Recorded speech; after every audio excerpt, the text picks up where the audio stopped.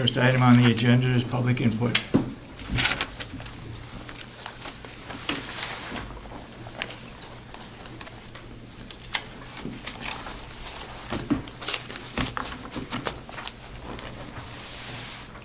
Anybody for public input?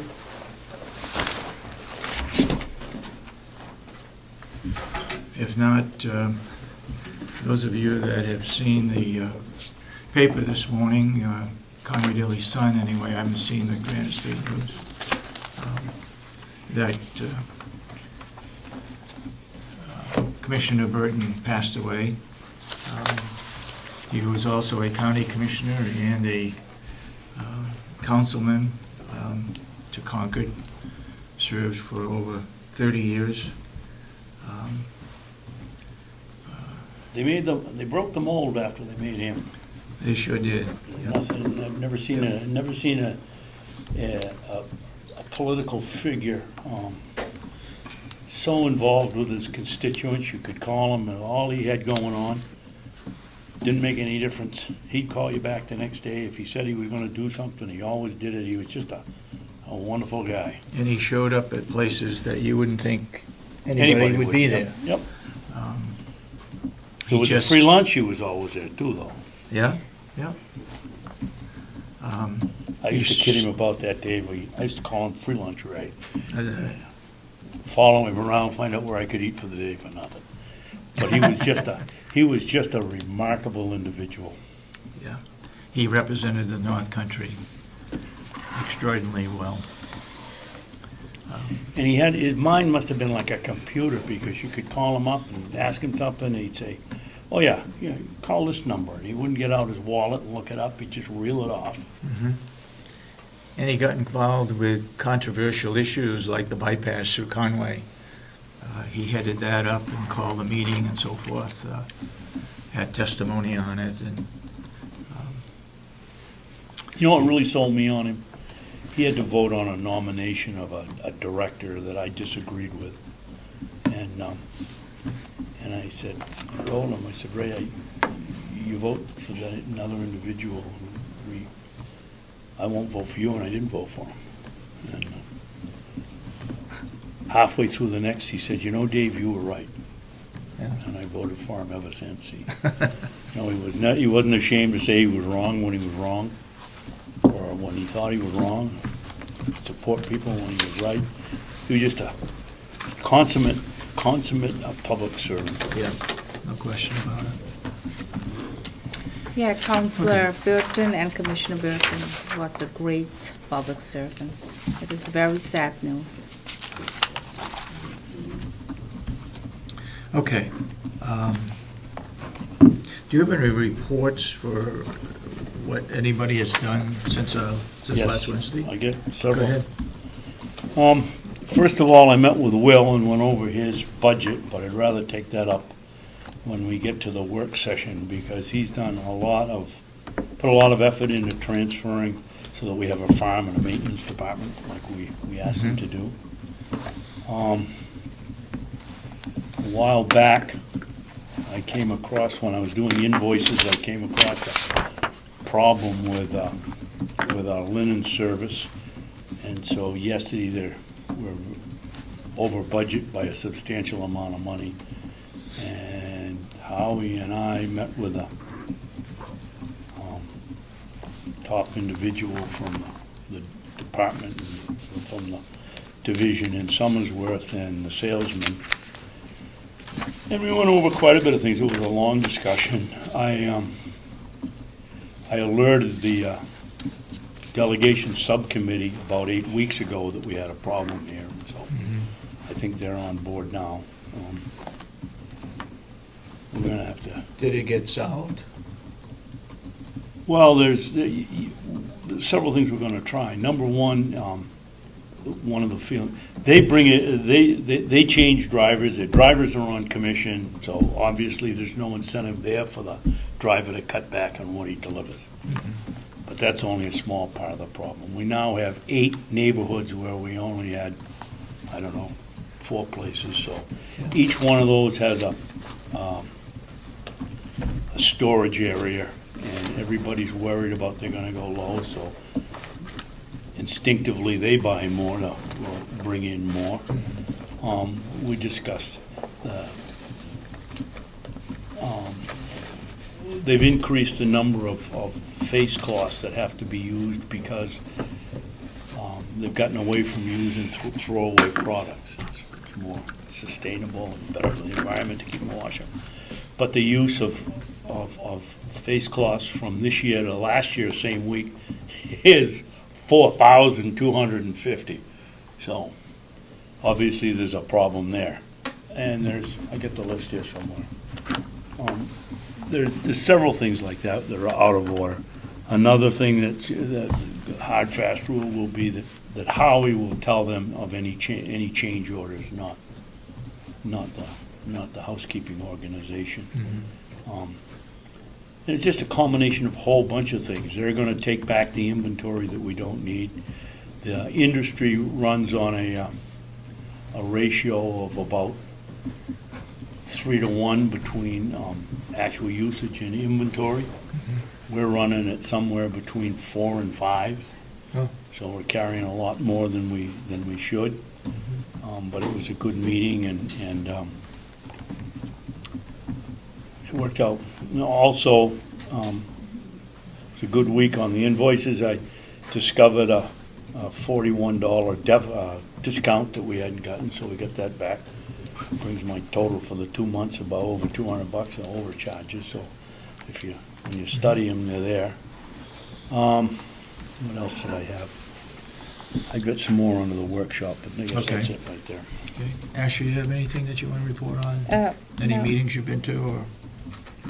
No. No? Okay. Okay, then we'll move right into a budget with Howie and group from the nursing home. Come right up.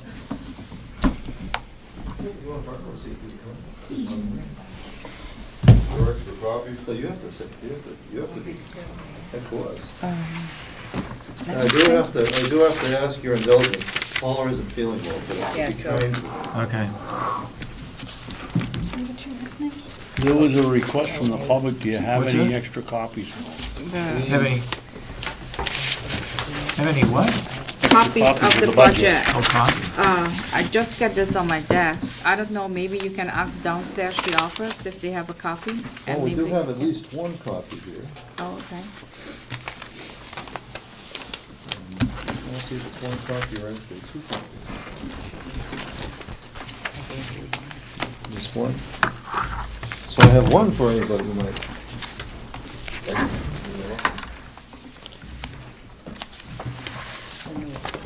Can I have the equipment? It's separate.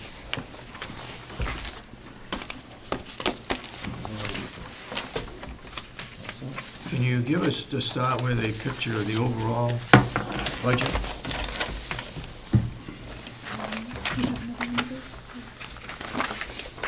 Guess that's what you got here. Oh, that's new equipment. That's new Yeah, that's equipment. no equipment.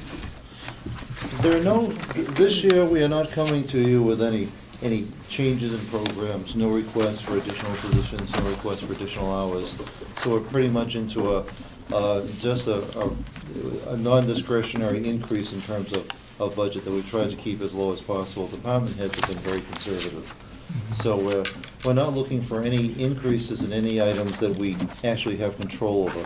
The items that we don't have control over, and you'll see the biggest variance, when we have small departments, and when all of a sudden one department adds one staff member who now gets benefits, who wasn't eligible for benefits before, it changes quite a bit.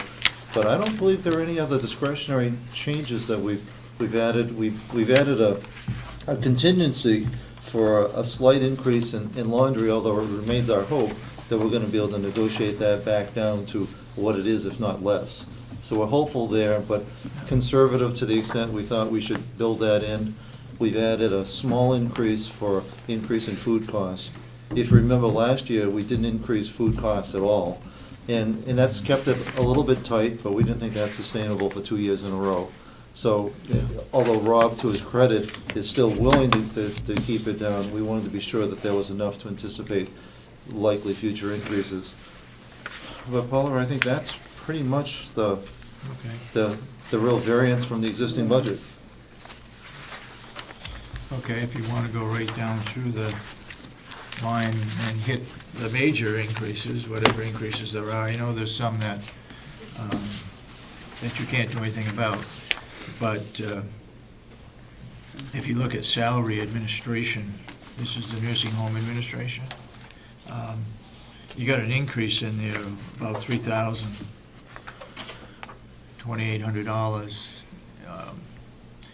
Let me ask you this, did you put any increases in for non-union? No. None. No. Okay. We thought we would need your direction in Yep. terms of what, if anything, you wanted Mhm. in increased lines. Okay. So, I don't think there's the any- administration one there, why is that an increase? That's actual positions, actual salaries, Was it different than last year? I mean, just for raise-wise, but not for a full year. But yeah, no, that's actual people that we have now, and that does include some of Kathy's salary too. okay. Kathy Gary's salary. So was it because of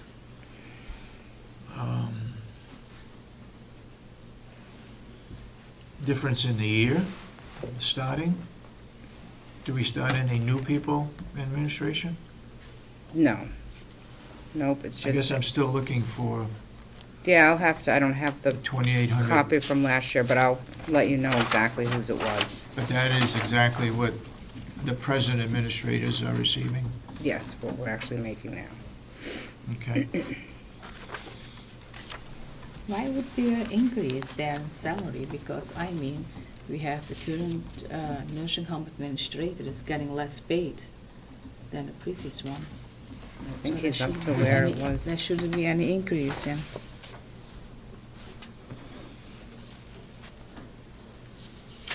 Okay. I guess, jump in anytime, commissioners, if you have questions. We go down to auditing and legal expense. You're leaving that the same. Are we going to spend that amount of money this year? You don't know yet. Well, yeah, I mean, it's auditing and legal, depends what happens.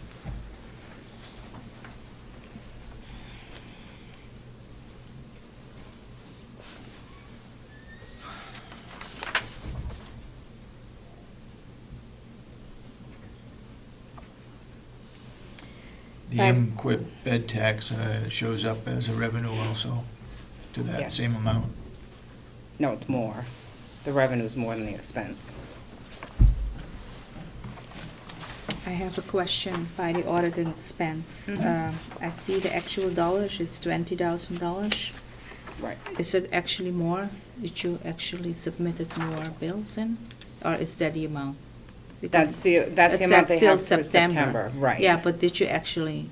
I have is- no idea. Like I said, I mean, it all depends on what they spend. In 2012, we spent 51,000 on auditing and legal, so it's, I mean, it all depends what happens. So it will, at the end of this year, we will have a substantial more amount. I don't know that, Oh, okay. to be honest.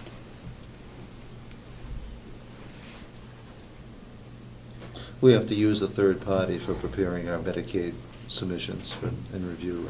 Uh-huh. And And that sometimes depends on what they find in terms of the number of hours that are required, what kind of situations they bump into. Now, you're saying under this David? bed tax, Excuse me, we have a member of the legislative health and human services on, probably would be surprised if she wasn't interested in our budget. We don't have a copy for her. Could we get a copy? could you get a copy? Yeah. Could we recess? We don't have any till more next extra time, please? copies. Take a copy downstairs.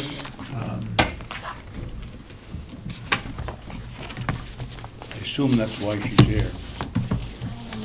You on the subcommittee for the delegation on the nursing home? No. No.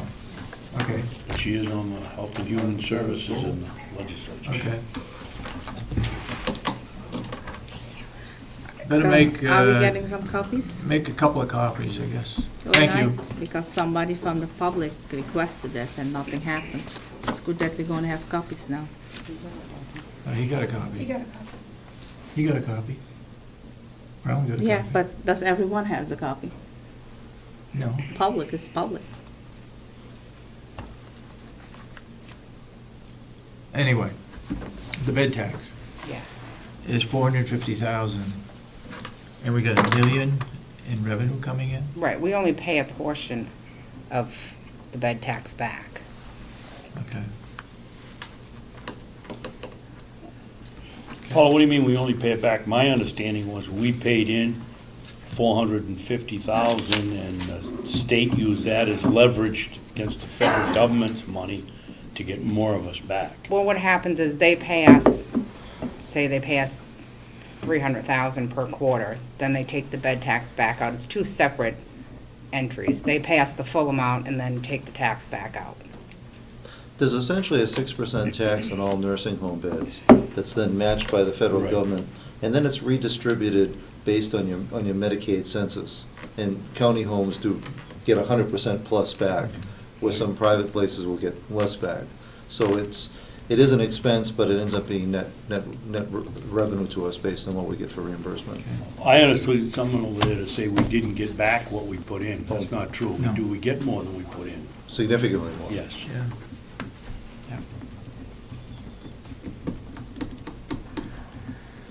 Okay, then you get down to the computer expense. The increase. That's up 10, Yes. 11,000. Yep, the increase for Keene, the new updates we're getting, we're paying more monthly for updates and service. We have unlimited support, which we had talked about when we did it, that we were gonna take the higher priced one, which was unlimited support for at least a year because of new Mhm. software and training and any issues people had, we can call whenever we want and we're not Right. gonna charge by the hour. Okay. So what is covered by computer expense besides licensing? In this case, we have a technical training, but on a flat rate basis, so we don't have to worry about increase. Doesn't take in new equipment. Is this all licensing? Everything that's specific to Mountain View. It does not include, I don't believe it includes any allocation out to general IT support. That would come No. under the IT one, I would Correct. think. Right. So this is specific to the individual clinical largely the clinical software that we have. And payroll. We pay a portion of the upgrades for payroll too. Yeah, yeah. Portion for what? Payroll. For the payroll. Payroll system. And that's under computer expense rather than, That's Okay. where it's always been, yes. It seems like it should be under Somewhere other else, fees and David. services. it feels like it should be somewhere else. But all this years it is there. Mm-hmm. Okay. So now we want to move it to another line?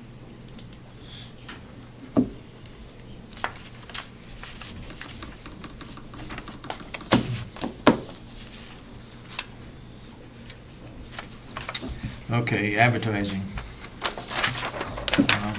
Is this for positions, or is it strictly for events or activities that are carried on at the nursing home? Combination of both, largely for events, but also for help wanted. Can we take the help wanted out of there and put it in the HR budget? Can you separate those two out? We want to put all the advertising for positions under HR.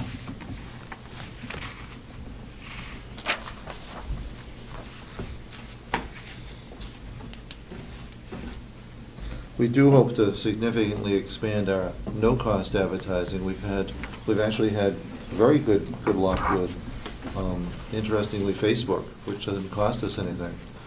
But we're now getting thousands of people looking at our pages each week, and they all know somebody who knows somebody, and so the last time they were looking for a subcontractor for beauty shop, it didn't cost us anything, and it was very productive, so hopefully we're gonna be able to do more in-house advertising at no cost.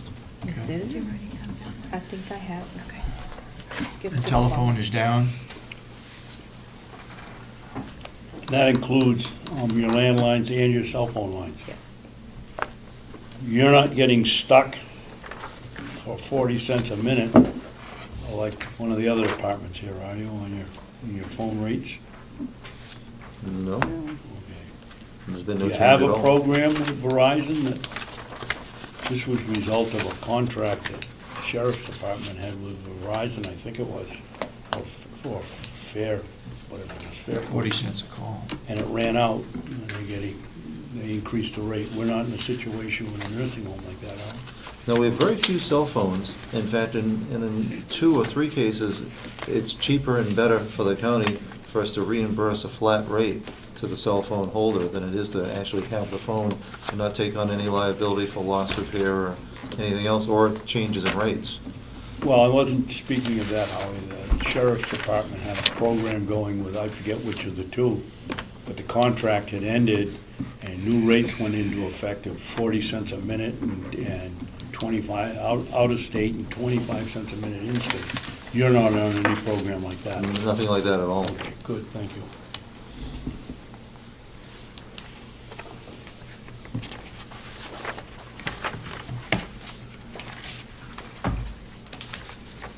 Photocopier expense? How many of those babies do you have? We have 3 significant ones. We have the downstairs workhorse, we have an upstairs one that typically is the old downstairs one, and Rob has a dedicated network one in the kitchen. We have a number of small dedicated printers throughout. Paula has one, I have one, Becky has one, that are for low volume, high confidential or occasional color use. Are they all rented from the same facility? The 2 are through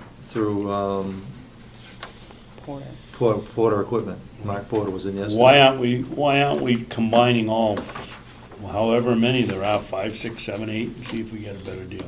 Talked to Mark Porter about that yesterday.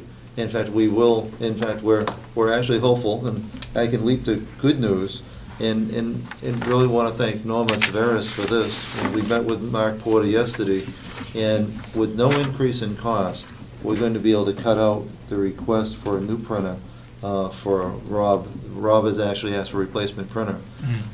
Within the existing cost structure, Mark Porter is comfortable that he's going to come back with a package that would add a printer there, replace one downstairs, move it upstairs, but without additional cost.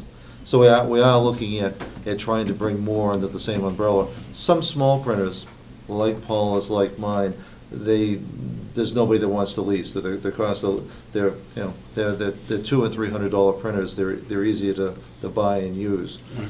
But for the high volume ones, we are consolidating.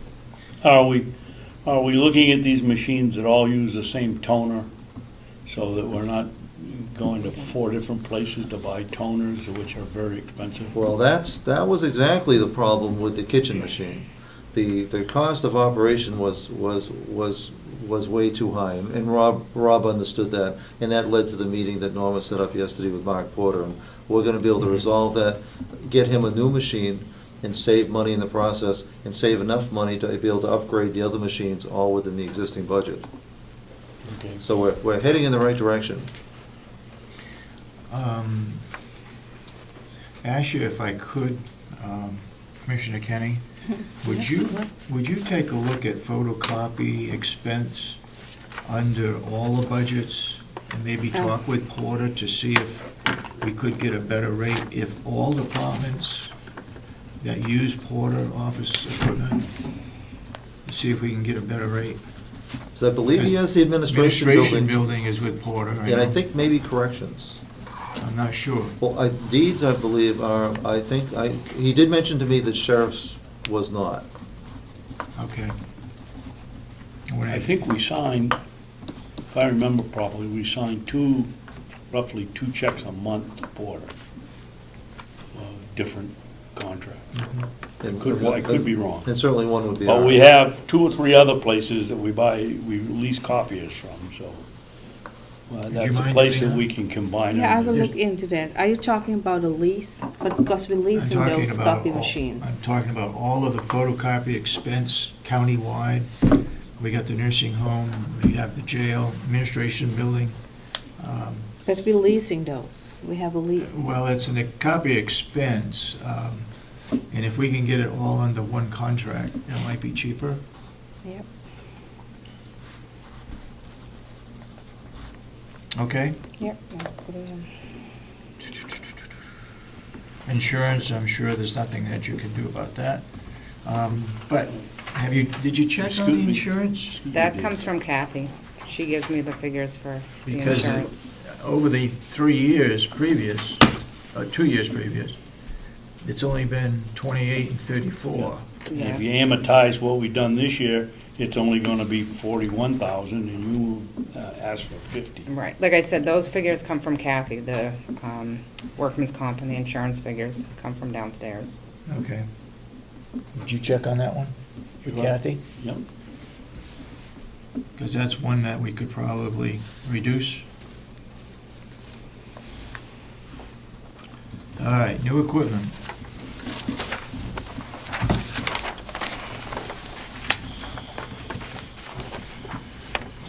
You want to talk about the security system?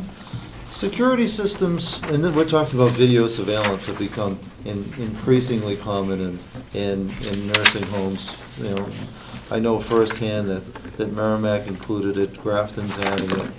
It's a matter of, we're talking about something that's clearly a direction we need to move in. Right now, we only have 2 entrances monitored, the loading dock and the front door with the existing system. It would be desirable from a resident safety perspective to be able to cover all exterior doors. Even though we have some alarms, if they are bypassed in any way, we could have an elopement, which is a resident leaving who shouldn't. And there's also security for staff. Met actually for quite some time with Sheriff Dutile, who coordinates the security at the Grafton County Home, and as he describes it, the Grafton County Home has more drugs in it than any other place in Grafton County. And his concern is that the nursing homes are going to be increasingly targets for breaking and entry, for people that are looking for drugs. And the best defense is to make you an unattractive target by having security systems. I worry about our staff even leaving at 11 o'clock at night in the parking lot. The idea of having video monitoring rather than having physical security. It's less expensive to have cameras than it is to have staff. Yeah. Fortunately, in meeting with John, our computer system anticipated the addition of security systems. So it's far less expensive for us to add it than it typically is for most organizations that are adding it, that actually typically have to add a whole parallel computer system, so you have bandwidth.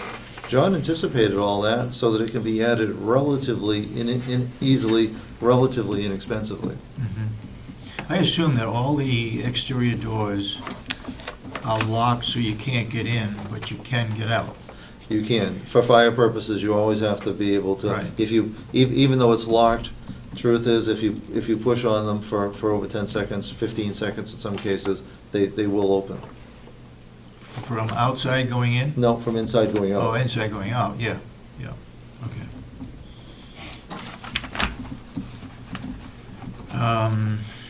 Is this going out to bid? Oh, it'd have to. Do you have anybody in mind, or how did you come up with a $20,000 figure? The real figure, this would be the idea of creating it with wireless, with network cameras. You start with this. This would buy, my best guess is somewhere between 6 to 8 cameras. So it would take bids to determine exactly what it would take. I have not solicited any explicit bids without having some sense from the commissioners whether or not it's something that you would entertain at all. $20,000 would not be complete, but it would be a good start. It probably would not get us the exterior cameras that would be desired. We would start by protecting residents by, essentially if we could get one in each, ideally we'd want to get 8 cameras, one in each pod. I'd like to start with the first floor where people could exit to the outside, get cameras there, so if anybody went out those fire doors, we would know. Plus catch the Mount Washington Valley room and the common areas where we have people coming in more readily, and the elevator lobbies. So we're talking relatively modest system, relatively modest cost. But $20,000 is still a lot of money. Yep. I have a question on that. The cameras are where you're going to place them, is only by the exits? So by the entrance and exits, not in the building itself? Well, they'd be in the building, we would try to catch the doors that would lead to the outside first, the elevator lobby, which effectively helps catch the second floor. So the idea is to catch the points of entrance, the points of exit. It would be desirable to have more cameras, but that's, I think, would be for a later date. Oh, okay. Security is one of those things that's really clear to do after you have an incident. It's really hard to do on a preventative basis, but it's a good thing to consider. Is it critical for this year as opposed to a year in the future? You can't say that. It's something that should be in our future, whether that's this year or in years to come. That's a policy matter. Okay. And the IT budget is the same? It should be, David. Go ahead. Can we get on the list of Thought we new do that equipment? as we went through each department. Oh, you're gonna do We it that did way? Yeah. Oh, okay. Okay.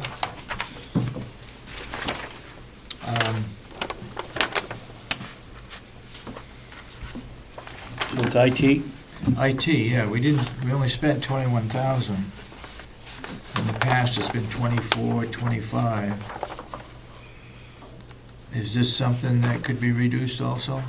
That's another figure that I think they've taken his contract and split it between That comes departments, from so Kathy. Okay. that would be Correct. down, figure that comes from downstairs.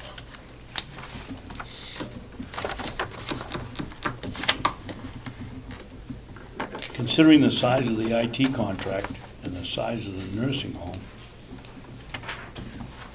looks to me like you're getting away pretty light. We also carry a lot of computer expense on our own, too. So we're fairly self-sufficient, with the exception of the servers. Okay. Okay. Any questions on the nursing home administration?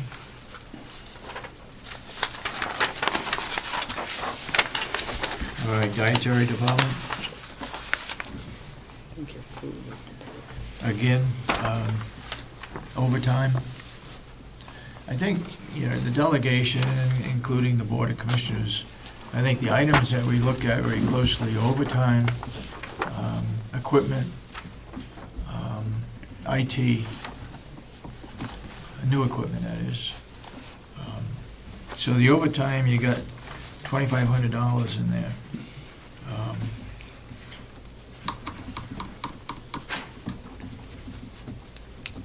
You anticipate spending that much this year? Rob has been lucky in not having, as opposed to nursing, a lot of people out on family medical leave. So he's actually done very well. When you look at the 2 previous years, you see that it's about really where it needs to be. It's essentially contingency for when there are staff shortages. We've done very well. Can we reasonably predict that we'll have no problems in the next year? Well, the 2 years before, we had $2,700 and $2,800 problems. In fact, in 11, it was a $5,800 problem. We hope that we're gonna be able to keep it, under $1,000, but there's no way to guarantee or predict that that's likely. How many people are employed in the dietary department? Well, that would, I'm gonna guess, looking at the checks, we'd have to be in the order of 30 or I would 35, say this, 20. 30 to 35? which is a guess. Okay. And that's with a lot of part-timers. Right. Not very many per diems, but he does have part-timers. Do you have per diems in that department? I don't think we do. No. And we had that young man that was over in the House of Corrections that had a great deal of experience in cooking. And we wanted to get him over into the nursing home, and that was kiboshed. So who is in charge of that? The gentleman is now working in a restaurant up country, and they love him for his abilities. Why do we waste that talent by sticking him out piling hay? Do we have a remain vacancy? open. We remain open to it, and Rob has been very, very supportive. So we're very willing to bring people into the kitchen. I guess the question would be, do we have a vacancy? I Well, don't think it what is. we've tried to do when it comes to initially with jail labor, which never really be guaranteed for extended periods of time, is to bring people in to free our own staff up to do special projects. Also keeps us out of any problems or binds with the union. We're not taking a union position and contracting it out to the jail. So, but we're open to having legitimate jail labor come in to do real work, so we could do the project work, whether that's the organizing, the inventory, the painting, the cleaning, the things that you always mean and want to do that you never have time to do. Yeah. So we remain open to that, and Rob is surprisingly good about that. Well, it's coming back to me now. The problem was that the jail didn't want to, the dietary in the nursing home didn't want anybody in there in a citrus outfit, and you people wanted to have them in regular clothing, regular dietary clothing. They didn't want to have the orange outfit running around in the kitchen. It just seems a shame, and there's different levels. Obvious, this young man had an education in cooking. I mean, so he would have been, you wouldn't need him separating Coke cans from milk cartons. You could have actually used them in there. Somebody could. I'm not And aware there's that other cases where you want some of these to come over and do the floor. That's a different situation. But I'm not aware that we've ever turned anybody down. I know Well, there's been this gentleman was discussions, turned down, and I'm gonna find out why before I'm done. but I don't think Rob could not be more supportive and encouraging of that, so I don't believe it was from us. I know there were some logistical, questions and details with the physical transfer and transportation back and forth, but I don't think Rob has been, and as have I, been, open, very much open to it. It provides an opportunity for us. Maybe it was the orange suit. It was, I'm pretty sure it was. I'm And- positive And it that the was. jail required that he have an orange suit, and Nursing home nursing didn't want him home in didn't there really with him. want an orange suit in the dietary? Well, it's never come up to me. I can't say that it wasn't decided, at some different level, but no, I mean, that's pretty much a legitimate requirement of the jail. I mean, that's something that we might have to live with, but I can't believe that would be too hard to live with. And what is the problem with transportation? Well, somebody has to take, our timing and the jail's timing didn't always coincide. We didn't want to be we couldn't be responsible for the transportation, or at least not under existing protocol. And I think the jail had some scheduling problems that would have made that a challenge. It's an interesting philosophy, because if you go up to Grafton County, they have a farm stand that's about 300 yards from the jail. In the morning, the one prisoner walks up there one inmate walks up there with a cash thing under his arm with 50 or 60 bucks to start with. When he comes home with $1,000 the day I was there. And they don't watch him. Their philosophy is, if you want to take off from here and you get caught and want to spend 3 or 4 more years in jail, then go ahead. And they just let them walk up. And I can't see that. I'm not a law person, enforcement, or a corrections person, but I can't see that the transportation ought to be a very low priority on our problem list of using prisoners. I think then that would be up to the superintendent Yeah, of the jail absolutely. as to whether he would want him to Absolutely. walk over or have to be escorted. I would agree with you, although, if I were looking at it from the corrections side, one of the biggest things that corrections people always worry about in unsupervised people isn't the fact that they're gonna walk away, it's what's going to happen in terms of contraband. Yeah, what they're gonna bring back. Exactly, and that's a legitimate issue. Yes. And how that but here again, that too can be managed, but that's not on our side.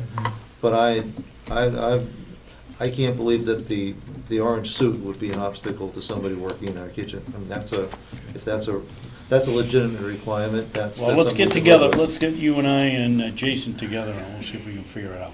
No, and the nice part is Rob is very willing, so of all the And Rob. departments, Rob is more than willing. Okay, moving Thank you. along. If we look at medical insurance, we must have had somebody that changed from a single plan to a family or It's actual, Two Kathy person. gives me the actual people who were enrolled Okay. at the time.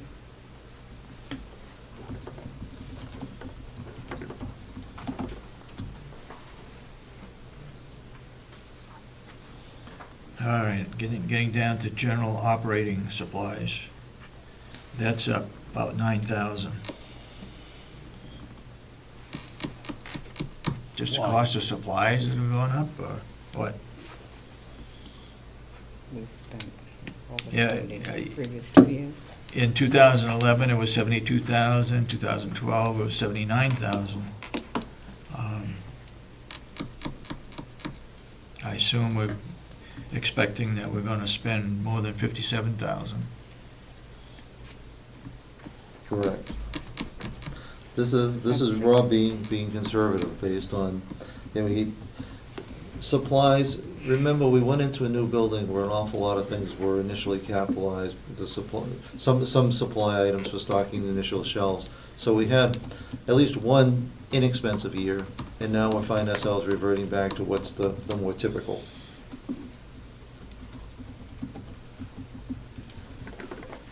It's still less than what it was in 2012. All right. So the supplies is based on what we need now because we have the new nursing home, is that correct? Well, with supplies, because of some things that you originally stocked, you really originally set things up, break, wear out, or have to be replaced. And so we're at that cycle now that we're a little past 2 years old. So whether it's plates, your initial, by way of example, your initial supply of plates ends up being capitalized as part of the new building. Well, it's 2 years out, plates break, need to be replaced, so the original supply of many items is being exhausted and need to be updated and replaced. Glassware being the other almost expendable expense. Question? Go ahead. Go ahead. Going over the invoices, we spend quite a bit of money on clothing for the dietary section. When somebody leaves, do their uniforms stay behind them? I don't believe so. I believe they do in maintenance, but not in dining services. Maybe that's a policy change we should look at, because we're buying quite a bit of clothing. Because some parts are, the providing of uniform is actually dictated by the collective bargaining agreement. But within that, whether it's returned or kept is something that we should look at and can look at.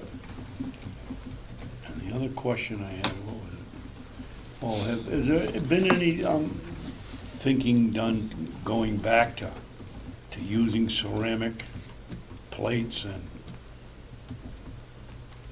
regular silverware and washing them rather than plastic? And, We use very few disposables, or as little disposables so as we can. when they're eating in their regular meals, the residents, they're getting ceramic plates, not Oh, the- yes, And the paper is only for the cafeteria? correct. Oh, okay. In fact, it's actually very critical to the heat and preparation, because those plates can be heated and they fit into a heated container to be sure that everything's at the proper temperature. But we try to minimize disposables at every And turn. why don't we go to ceramic in the cafeteria? That is an option. That's in, I think what Rob's most afraid of is that a lot of the things that come out of the cafeteria don't stay in the Mount Washington Valley room. So while it'd be cheaper if everything found its way back. It'd be more expensive if things got stuck or tucked away somewhere else. Even if it weren't stolen, it could be misplaced. It wouldn't always be returned. So I'm guessing that he's basing it on the cost of buying extra dishes as opposed to buying extra paper plates. Well, you don't only have the extra paper plates, you gotta remove the paper plates, you got increased waste costs when it's paper. If we could be sure that people would keep it in the Mount Washington Valley room and return it to the storage racks we have, that would make perfect sense, but I see an awful lot of people taking it out, or taking elsewhere in the building. Is the paper products a significant amount? Not with the volume that we have in the cafe. So we're not talking thousands, we're talking, Yeah. it's relatively small. Okay. But the little things do add up, so that's, Well, that was a comment I was gonna make. Okay. A little bit of savings here and there, and Mhm. finally you got a big savings. All right, under food, you increased it by about 20, 4,000. And that's just the cost of, are we changing the quality of the food, or is it just the food that's going up?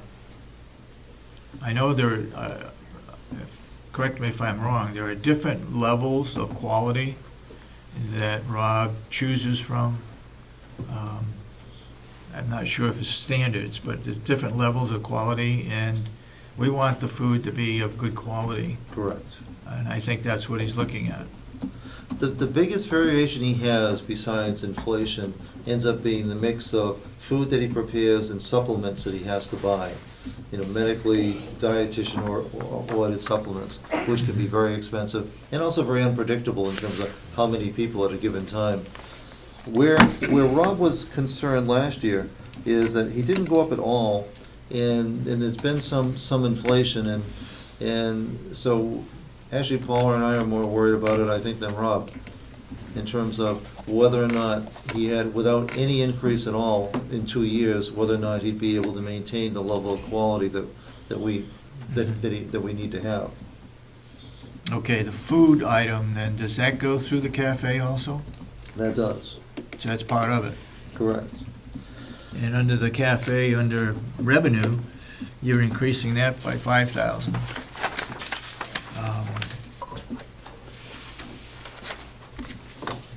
Excuse me, Dean.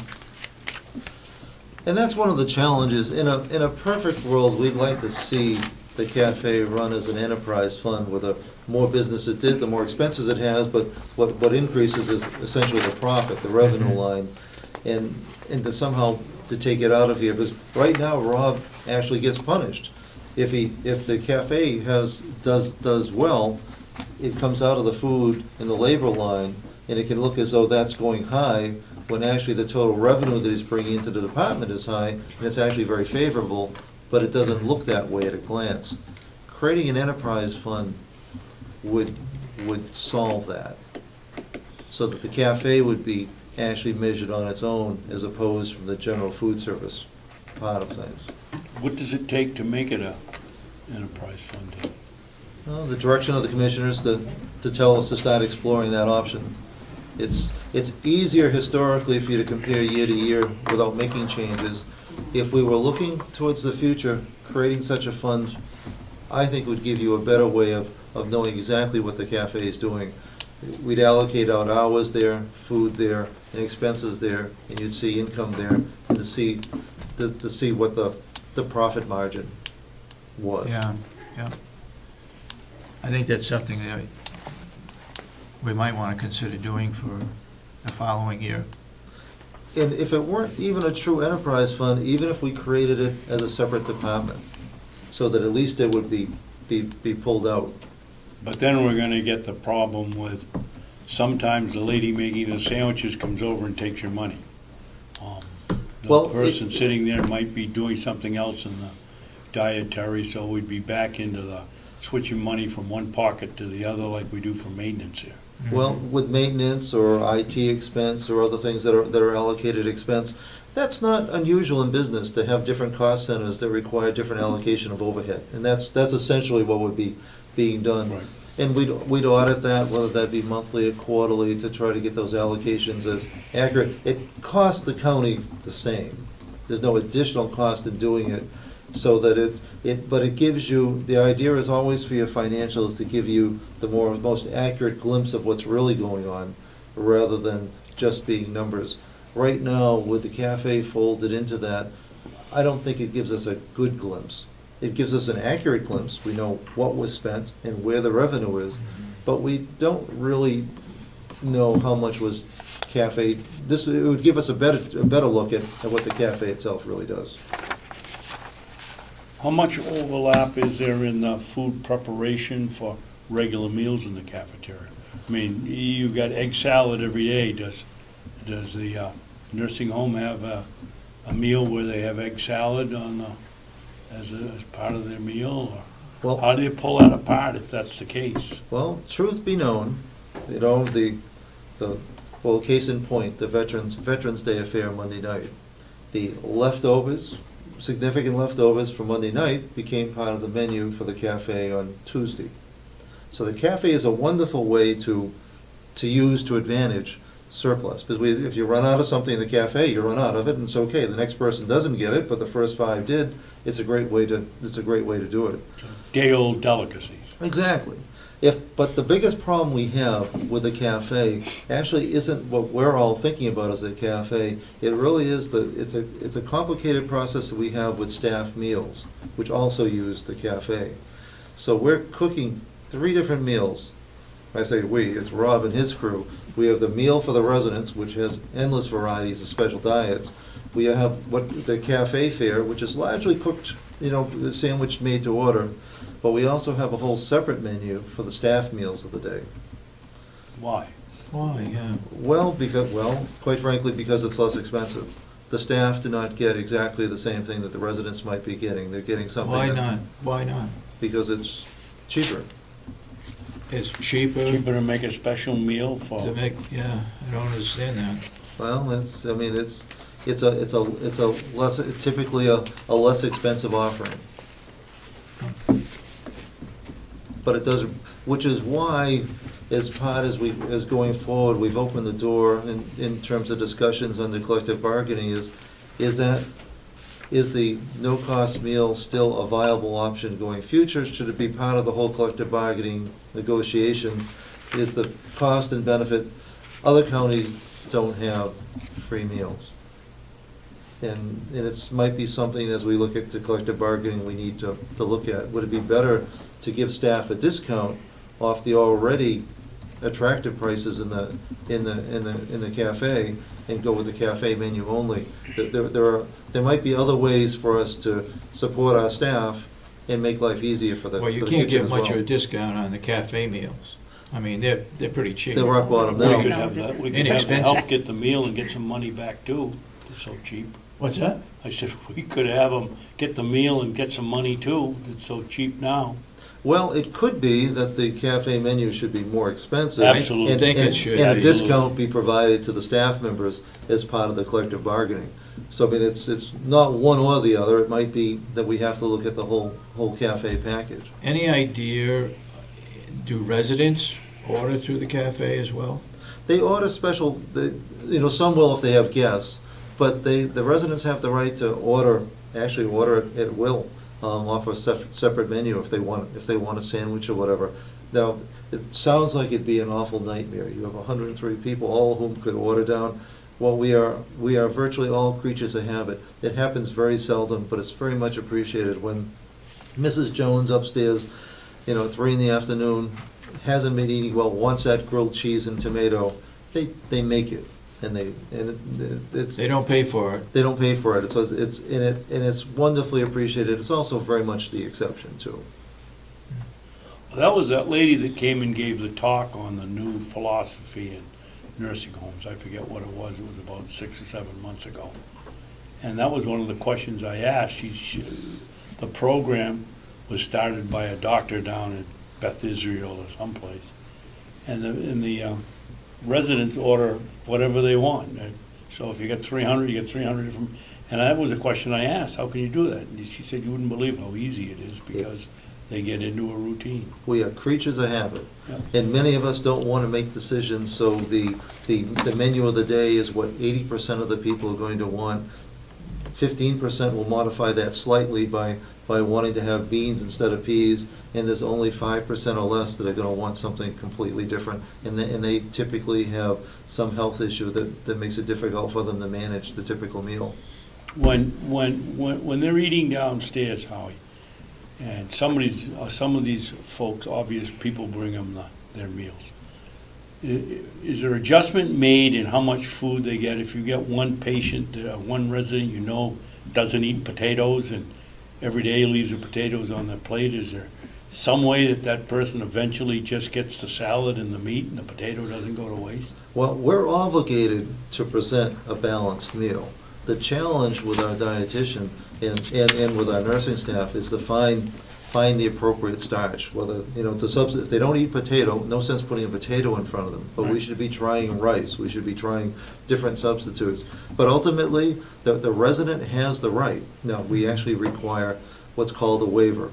We're required by the state to give them something, which is a good thing. if a resident really doesn't want it, if a resident wants small portions because the typical portion is intimidating, we might actually need to have a waiver so that they and their representative, that we're protecting the county from any accusation that we underserved, or we denied, or we were being cheap. So we do get a waiver, or for a resident who isn't supposed to get something, a diabetic who isn't supposed to get something. Well, they have the right to get what they want, but we have the right to protect the county by being sure if they're asking for something that their doctor is saying they shouldn't have, that we have a waiver allowing us to do that. And it works out very well. And when all is said and done, it's about quality of life. People get to be 85 years old, they should have the choice of what they want to eat. But we just have the obligation to provide a therapeutic meal for them. Is anybody monitoring the food waste that goes out of the nursing home? Well, we're actually monitoring in the individual unit, because now, and maybe not as well as we can or should, but we are monitoring, because if somebody isn't eating, we monitor it by typically by what isn't eaten. And so we're looking at it on a clinical basis, but we're also trying to tie that together more accurately with weights, loss of weights. It's a significant event if a resident loses more than 10% of their weight within a 30 or 60-day period, and we need to coordinate that. But there isn't much waste that's happening at Rob's end, in the kitchen end. So we do have some people that aren't cleaning their plate, and that's their right. But we don't have a great deal, Rob and his crew are amazing in terms of what doesn't go out the back doors, is what I worry about, what's going into the dumpster. Mm-hmm. And the cafe is actually a big help with that, because we get to reuse. Howard, do you know, is it against the law to compost food that isn't eaten once it's been served? Oh, no. So if it came back, It can go to the pigs or it can go to the garden, but that's, I mean, we could set up a composting program here and use the food from the nursing home. oh, definitely. They do have compost. Huh? The We're not farm does composting, we're not compost. composting food. Not food, but Oh, yeah. becomes an animal problem, probably. Well, no, of course, the real problem, solution to the animal problem is to have the animals that'll eat it. And that's, then, that, to have the pigs that, but. Oh, yeah, I'm talking about other wild animals, Oh, no, exactly, But once it goes on the plate and goes to pigs, it has to be cooked. brought to 160 degrees for 3 hours or something to become slop. Yeah. really? Yeah, kill it. There are rules for slop? Oh, yeah. But it can go into the nursing home, and if you're peeling your potatoes and you're sculling your lettuce and it hasn't gone out, you can feed that Oh, unprepared. okay, the farm part I didn't know, but we'd be glad, if there's a difficulty with composting, it ends up being the labor and the time. Mhm. It's not a matter, it's because you do have to worry about animals, and you have to worry about, storage and flies and everything else. But we'd be glad to be part of any kind of composting project. Okay, I want to go back. Look at You all that one. through? Yeah. Okay. I want to go back up to education conferences. We haven't spent $2,000 in the last, you take 2011, 2012, we haven't spent combined over $2,000. Is there some reason why we upped that? We say left it the same, however, are we going to expend it? I know Rob just recently had all his staff, all his cooks go through a ServSafe program, but you might be right. It's, Well, if you amortize it, it's gonna be a little bit over $500 for the year, and you're asking for $2,000. Did he just go over that?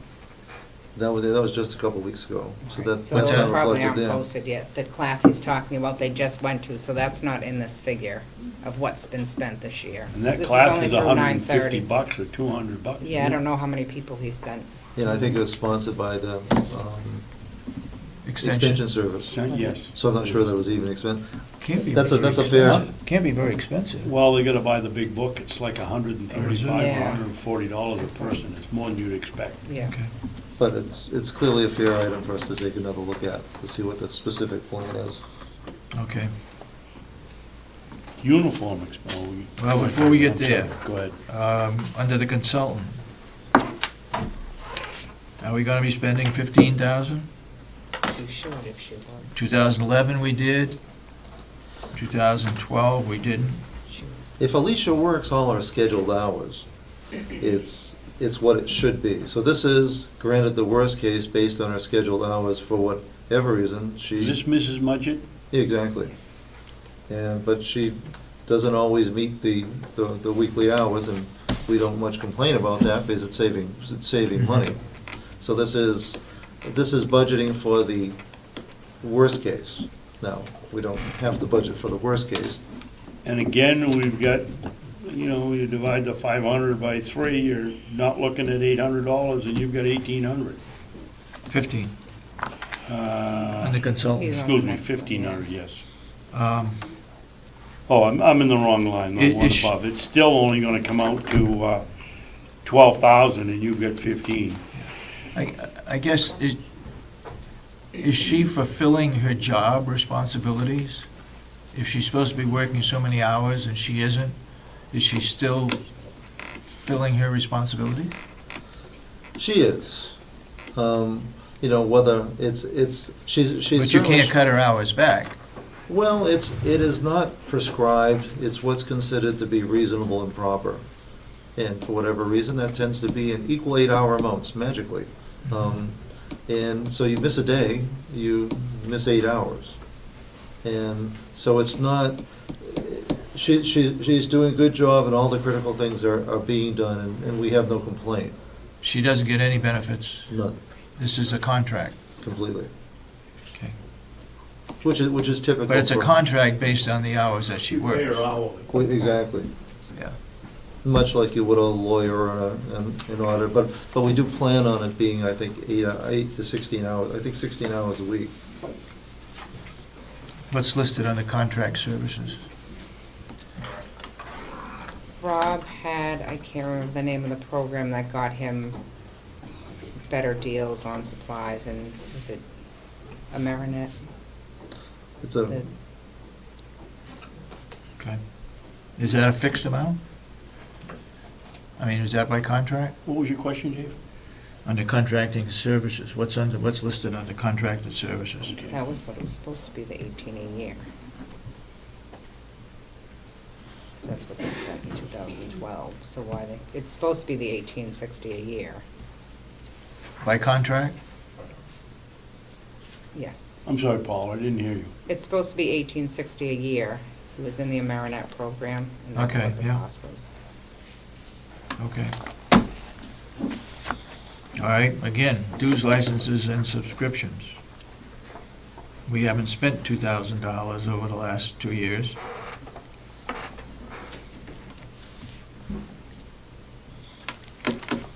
Any reason for it to continue to be 2,000? no compelling one that I know of, so that's certainly one that's needed for focused review. Okay. All right, now we're down to food from the farm. If the farm produced more, would the nursing home take the produce? Well, I think if I were to guess what Rob would say, well, if it's less expensive than buying it elsewhere, by all means.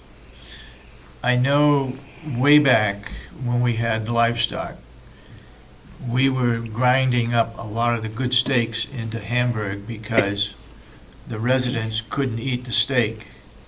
And so the farm wasn't making any money because they could sell the steaks at a higher price than selling it to the nursing home. But I guess I'm looking at more the vegetable side of it, carrots, beets, lettuce, and that kind of a thing. I think, with the exception of what we can't exactly can and store, so I mean, there'd be a volume part, but to the degree that we would want to buy anything that we could from the farm and support the farm in any way that we could. The problem is, of course, with anything that grows, it all tends to come at the same time. So we don't have the ability to store or to can. But to the degree that What we can. would it take? What would it take to have a freezer and freeze some Well, of this? David, Well, we have plenty of excuse me, freezer. We've got the old nursing home. Willie's got it full of food over there. Or where's it going? It's going to these folks, but We it's have being plenty of kept in the freezer space. refrigerator and the Oh, yeah. freezer over We there. have freezer space, but preparing something for freezing is the, Is the other question. that's the, so that, but we would certainly want to buy, I mean, of course, it's going to be better, it's going to be fresher, and hopefully cheaper, or at the very least, not more expensive. Even if it's the same price, we want to buy it from the county. But I think the large part's going to be is, you know, you can only buy so much corn. Years ago, they used to sell potatoes to the nursing home. And when it came to preparation, the kitchen staff would rather take it out of a number 10 can, all peeled, than to bother peeling it from the farm. And that's what happened to the potatoes. We had perfect storage for them and everything else, and we grew a lot of potatoes. But, See, that's where we need jail labor for.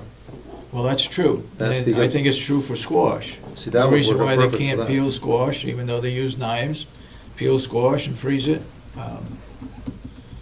That's one of the things I talked about with Willie and Jason, putting the food up in the jail and then taking it over and freezing it. Yeah, they've got the kitchen over there. We may have to buy a vacuum packer machine, but, you know, the money we can save on the food, Now, I'm not sure, but I think, didn't we buy potatoes from Grafton County this year? yes. I mean, I think we did. I mean, so the idea of supporting the county system, but we certainly want to support Carroll County first. It's just better quality food, it's fresher, and it's less expensive. But some things are so labor intensive, if we don't include jail labor in the equation, you can understand how it can be fresh, but the cost of labor is more expensive than, what you say, opening the can, and it's not, and it's a problem. Do we have a potato peeling machine in the nursing home? Used to have one. I don't know if we still do. No? I think his name used to be George, but I don't know if he's there anymore. I don't know. I remember in the service, when I I mean- first went in, they had a potato machine right there, peeler, and we had to peel them by hand. He must have been in the Air Force. I wasn't there for it, no. Isn't this a philosophical difference? Here we've got the farm, we can raise the food, but we can't peel them because we don't have a peeling machine. And so we go ahead and we buy them out of a can, then we've got to get rid of the can. The labor is cheaper, the whole thing is upside down. Oh, no, if we knew we were gonna have potatoes, because I have to believe if a peeling machine would do it, Yeah. that would be the perfect solution. Well, I can tell you, Grafton County's got more potatoes than I've ever seen. They put up 1,200 tons of potatoes last year. 1,200 tons. And, you know, we get them all day long if we had them, and they're fresh. And they store, I mean, and they. Store 'em. And they can be stored. Maybe we need to take a look at preparation of food that are grown on the farm as to what's necessary. Yeah, we have freezers.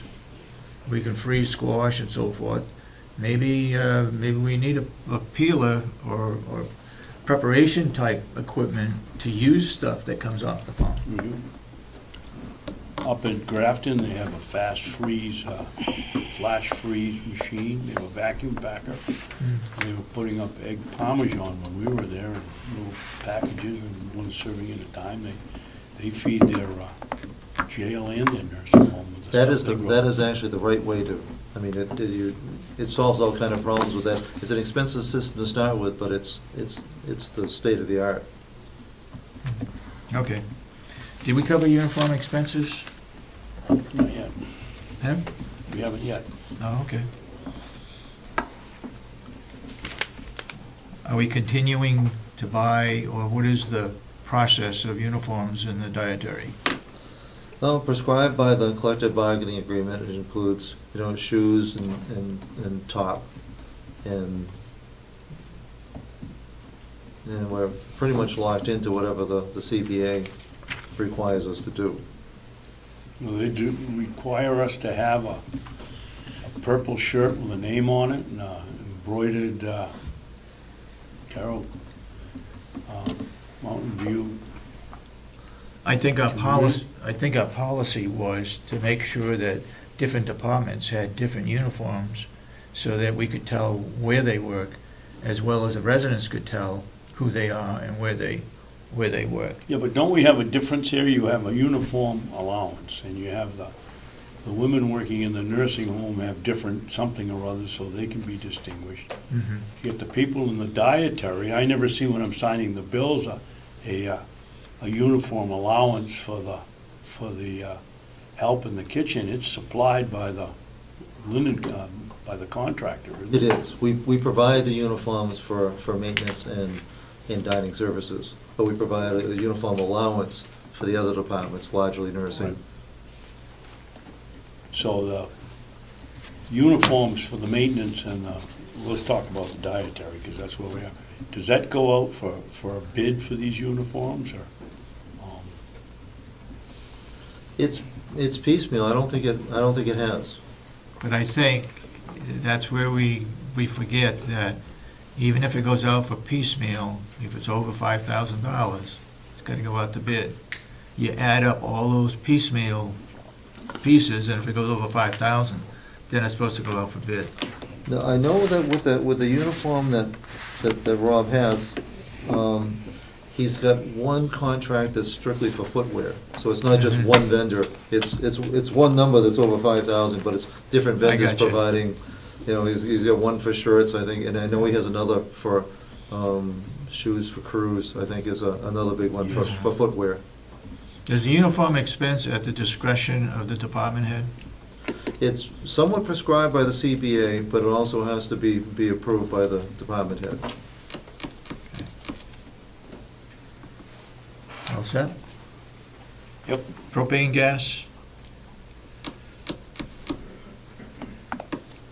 Again, we've got, if you amortize it on out 12 months, you're only gonna be 17,000, and you've asked for 33.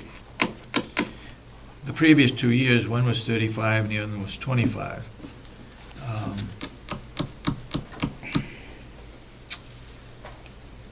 Propane has gone up, but not drastically. Which is another question we should ask at this point. Are you getting your propane off the bomb, or do you Yeah. have your Yes. own tank? We don't have our own tank. We don't have any tanks at all, so is this an allocated expense? Is it metered or is it allocated? I think Kathy allocates all that still. I don't think there's meters for the building. Wait a minute, we Like a put up certain a percentage. $2 million building, and Tank. propane going into it isn't metered? It's coming from, I think, your tank. Yeah, but it isn't metered, so we know how much you're using? I don't believe so. We don't I don't think we get a report of the number of gallons. I think we just get the expense allocated. I'm not sure on what basis. Well, let's make a note here, David, that's one of the things we ought to look at, is putting Yeah. a meter on it. I have a comment about that. I believe that a propane was only for a backup, that it was heated through the pellet stove. It's for the kitchen for cooking. Oh, so they do use propane. Only the kitchen use propane. Mhm. And it's also as a backup if the pellet stove doesn't work. Is that correct or not? Our That's furnaces, the backup, use propane. It is propane. Yeah. Yes, It is propane. yes, And I think the emergency generator is propane as yes. as well. Yes. Generators. Okay.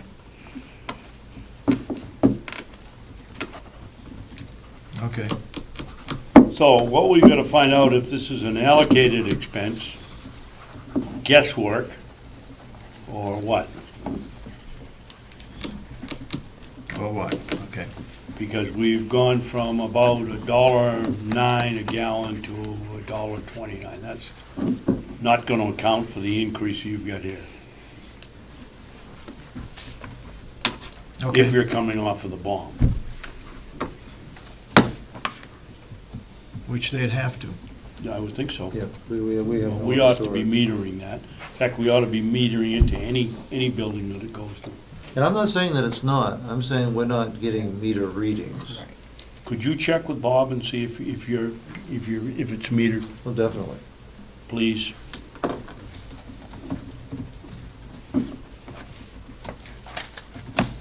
Okay. Equipment, maintenance, repairs.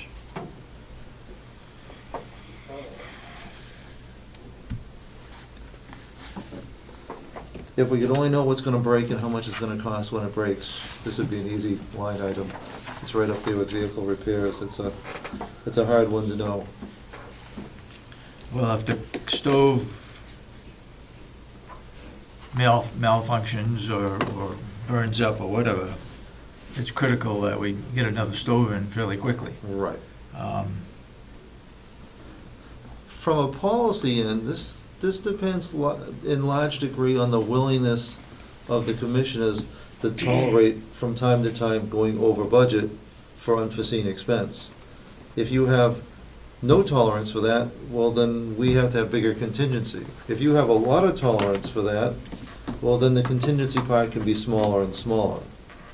So it's a matter of, we want to be sure that we're being conservative in presenting the worst case. You have to decide if from time to time, buses will break down and transmissions will fall out and need to be replaced, so that we don't need to carry it as a contingency for each individual line item. Those line items can be smaller, but there's an exposure that come the end of the year, we could have unfunded expense.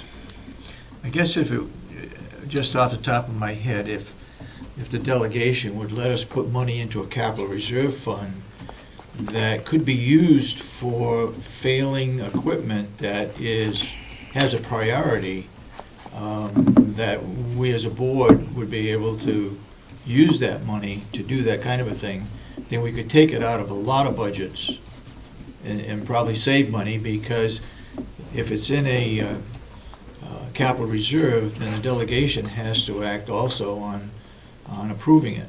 Reality, it's not gonna work, David. If you have a stove go, are you gonna We wait need till two months till the No, that's delegation true. meets again? That's true. I go with a philosophy that you try to budget as close to what you need, and then if you have a unexpected expense, you move the money around or meet and correct it, because putting money in here just leads to the last month, well, I got money left over, the old Army-Navy theory. Well, let's spend it or we won't get it next year. That's right. I'd That's right. rather deal with an honest, the cooperative extension over the past has taken extra money for fuel and given it back in a check when they didn't use it. And, A question, Representative Ticehurst, could you check with the delegation at some point in time as to, could they approve the use of capital reserve by a phone call through the executive committee, or email? what the process might be, or email or whatever, that could be, in case of an emergency, like a stove, for example, would they approve it by phone or by executive committee, or someplace where it would speed things up, where we wouldn't have to wait a couple of months for a meeting? They only meet once a quarter throughout the summer. That's 3 months. And then you have the other expenses. If they come in here, you gotta pay each one of them $25 to come in, plus mileage. Okay, Yeah. $3,000 expenditure. Yeah, right. Anyway, see if there's a process that's set up to do by phone, or how we could speed up the process in the case of an emergency without having to meet. Okay? I think it's a great question, and I'll look into it. 'Cause Okay. Thank you. In the All right. alternative, you could also create a repair line in the county budget. What line? A repair line, that might, because sometimes the word capital replacement gets to be, it seems to be open-ended, but something, because essentially what it is insurance. If you have a capital reserve for each vehicle, it's gonna be huge, but you never know what's gonna happen with each vehicle. But That's if you right. have 20 vehicles, you know what the total amount's likely to be, even if you don't know which vehicle. So having some repair, even in maybe capital under $10,000 replacement discretion that was strictly with the commissioners, would tend to lower the amount that needs to be raised and budgeted, and yet keep the flexibility for each department to be able to replace or repair as, essential items as needed. I think the key word there, if I was a delegation member, the key word would be replacement. They don't like to buy new equipment, something new, but if it was strictly for replacement of existing equipment, that might be another thing that they might accept. That's, I mean, that would help your department heads, and it would tend to have the effect of reducing budgets, because we wouldn't have to have all the contingencies. Yep. Yep. Okay. All right, you got a list of equipment items, new equipment. A total of $15,700. We can actually drop the first one, the printer, based on our meeting yesterday with Porter Office. We're gonna find a way to meet Rob's needs without having to do a capital expense or an increase in operating expense. Just off the top of my head, why would you, if you were going to buy this, why would you put in $3,900 when you can go buy a printer at Staples for $99 and throw them out every 2 years and still be way ahead of the game? Rob's printing 5,000 copies a month, and that ends up being a pretty serious printer. It would destroy Well, is it a printer or a copier? It's a printer. Well, of course, Attached to a computer? of course, they're both, I mean, these days, they're probably both the same. It probably does both, although he's using it for printing menus, menu cards, and everything that he has to do, but he's actually up to 5,000 color copies. Because some of the things have to be color-coded for what people are eating. He's the only one who actually does color production work, and he's doing 5,000 copies a month, which takes you out of the realm of the little machine. Most little machines shouldn't do more than 750 or 1,000 copies a month. Okay. And when they do it at exorbitant cost per ink. And that's what's been choking Rob, has been his ink costs. Okay, next item then. Tablet for ordering and receiving. It's, he has orders, when the truck comes in, keeping track of inventory ends up being critical. And a tablet connected wirelessly through the system would allow that to be done all the more efficiently. Right now, if you do the old-fashioned way with the clipboard, all that has to be re-entered. You do it once with a clipboard, then you have to do it once again sitting down at your desk this is a time saving. For him or for his employees? For his employees, for his receiver. Okay. Wi-Fi? The Wi-Fi might actually be done. Why don't you have it? So you take your iPad over there and you can sit there and use it in the nursing home. Well, some parts of the nursing home, not in the kitchen or in the loading dock. So this was to extend the existing system so that it would be functional in the kitchen. Well, at the time, that the system was designed, and nobody thought anybody in the kitchen would ever need to have wireless capability. So it's a matter of us adding in one more router. Did you get that price from John Rich? That's why I'm assuming that it was from John. Because when they put it in here, it was only $66. $66 for a new Yeah. router and wiring it and connecting it to the, well, I believe it was $100. Didn't they say $100? But I have a question. Check When on they- that one, would you? When they build a new nursing home, the Wi-Fi, we pay like $55,000 for running new lines down and wires, and the whole new building was going to have Wi-Fi. By the looks of it, every place except the kitchen. I don't know if we still have to pay again for it, because we already pay $55,000, so it should be included in it. If it said the whole nursing home, That and it that. should be the whole nursing Of course, home. in that original contract, I can't speak to. All right, check on that one, I will. the cost especially. Cash register for cafe with credit and debit card. There are a lot of people out there, my wife included, who don't carry cash anymore. And it doesn't make sense to me, and I'm You're not looking gonna. for a pay raise? You're trying to tell us she doesn't have any? No, she doesn't figure out how to work an ATM machine or go. So, but there are a lot of people out there, and our staff included, and visitors who don't carry cash. And I find that to be, I don't understand that, I can't imagine it. But I'm the dinosaur in this, because apparently the new generation of people don't carry cash.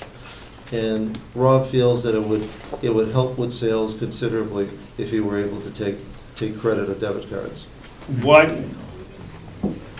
Why do you need a whole new cash register? Don't they just plug that little machine in that they have next to their, Well, that's actually like what in he'd like most to places, do. and run the card through it? Well, in fact, that's actually what he's looking for, is something that would, the cash registers of the future are really something not much more than an iPad with a base. And that's actually what he's looking at, because it's a lot more flexible than buying the old NCR cash register. Okay, Because it's less and less handling the cash than it is handling electronic transfer. The big item. That's strictly for the cafe, right? Strictly for the cafe.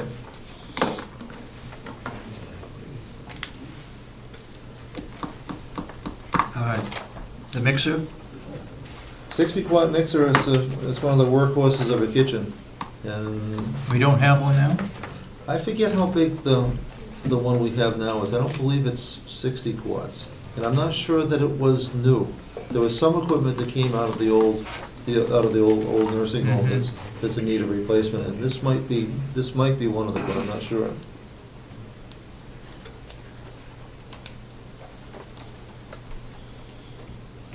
All right. Can storage? You know, I like to tell you there's some reason why canned storage racks should cost $1,800, and I've always fought this, and I've always looked at it. It's what they cost. It's such a custom piece of equipment to have.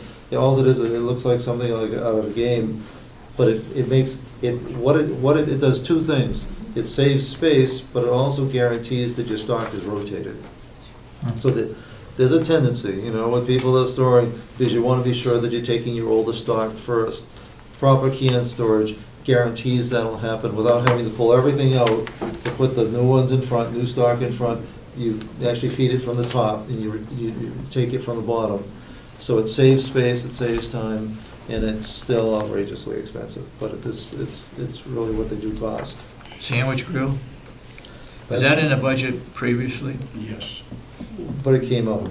yes. It did not make it through delegation, The sandwich grill? the sandwich grill.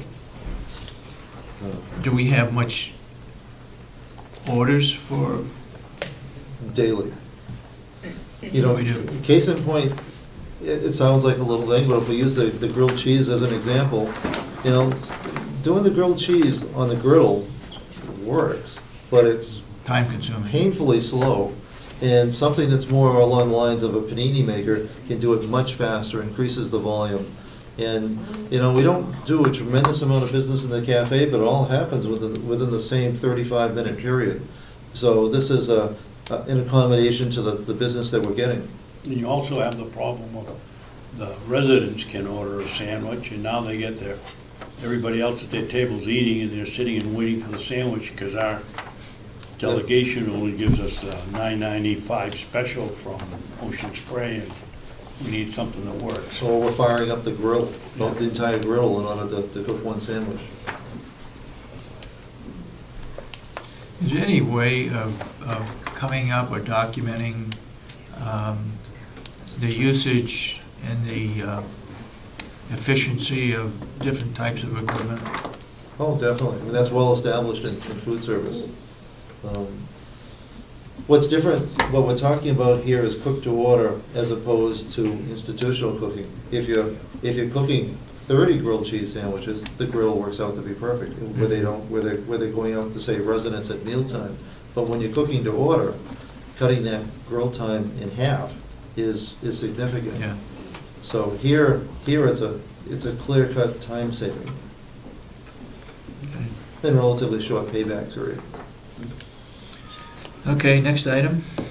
Pot pan dishes, that's glassware, that's dishes. That's, with 103 beds, it's almost an expense that you can expect to see each year.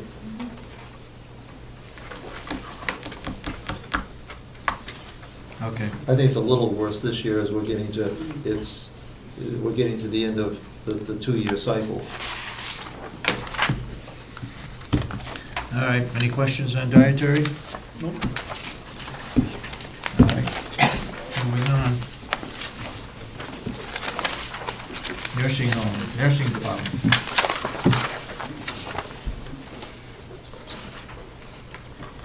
Now, overtime in the nursing department, where is that overtime? Is it CNAs, is it RNs? Is it Everybody. everybody?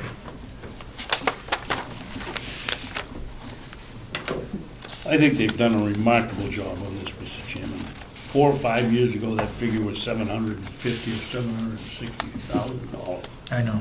And you got 206 employees, you got, I don't know how many of them are out on family leave.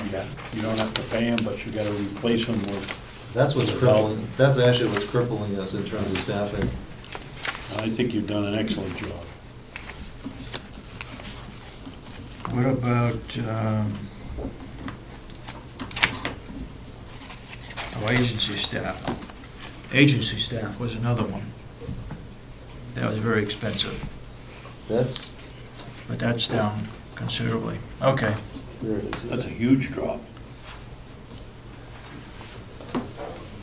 We're hoping it's sustainable, but now that we're dealing with so many FMLAs, Becky is looking at we're looking at a modified agency staff, which is something a little bit less expensive, but bringing in travelers staff to get us through known periods. But we're also hopeful that we're gonna be able to, recruit additional per diems and get through it in less expensive ways.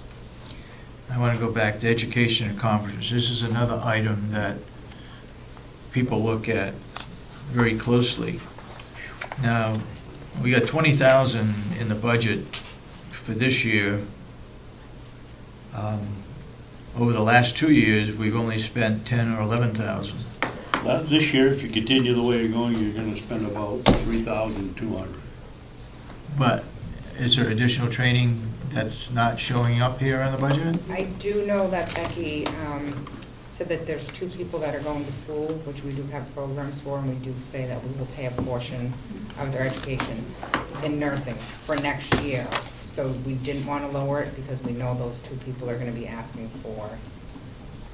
And under that program, they guarantee to stay here Yes, they a have to couple of work so years or many whatever. And are we paying 50% or what is the? I don't percentage? recall what it was for, it depends on what they're going to school for. Oh, okay.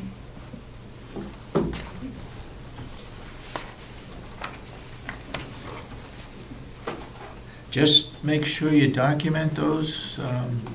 I'm all in support of training in all departments at the county level. But just make sure that we're documenting where that money is going.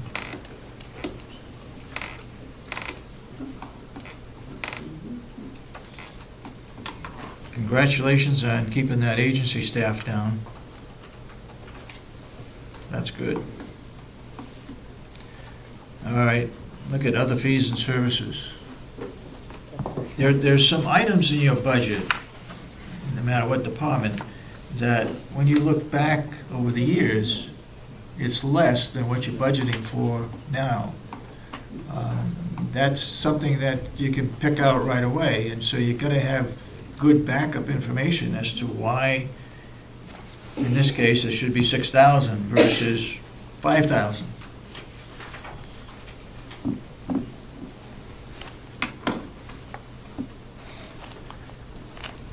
Is there any reason why it's up that high?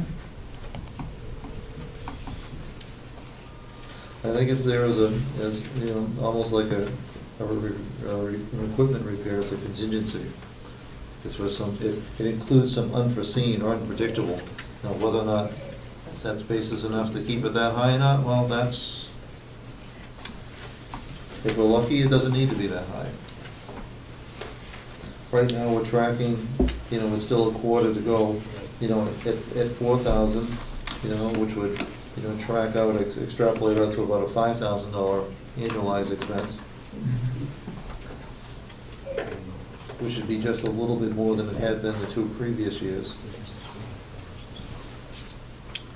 Okay, I would make sure you got documentation on it. I think that's a one where $1,000 could be reduced.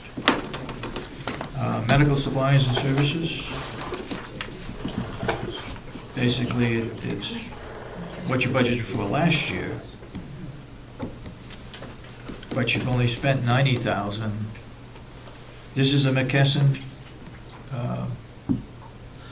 contract. McKesson's part of it. There were about 4 other providers in addition to that, but They spend at least You're looking at an annual expense, if it continues the way it's going, of only $120,000, and you're asking for $20,000 more. You're asking for almost a 15% increase in that line item. It's another one of those, and I'm not saying that it has to be that number, but it's another one of those that isn't completely predictable because it varies with some individual supplies of specialty supplies that some residents can have, depending on situation and conditions. I guess my comment would be that if we continue to look at things that are potential costs, just potential, we don't know it's going to be there. But we can move items from line item to another item, another line item. You know, there's a case where it could be reduced by $10,000. And if it runs over the $130,000, then we take it from one of these other areas that we're not using, or we don't have a priority on it. I don't know, what do you think? No, and the idea of knowing your willingness to do that makes a big difference. Well, I Because then think we don't have to have to. as much, then we don't have to carry contingency by line item. You know, we talked about a countywide contingency. You even have a department contingency. The construction contract always includes a 10% contingency. And there could be special rules for cutting into that contingency, commissioner approval, for example. So, but right now, the present system pushes us to have contingencies in almost most individual line items. We don't know what our contingency for, our contingency for overtime might be high, it might be right on. We don't really know. That's gonna be a function of agency staff, of new hires, and a number of other things. Well, you mentioned that. I'd rather see us have a higher item in overtime, because that benefits our county employees versus hiring in outside agency staff. Well, that's our first choice. We always defer to taking care of our own first, and quite frankly, it's generally less expensive too. Mm-hmm. Oh, yeah. I mean, everybody in the county benefits. Okay, office supplies.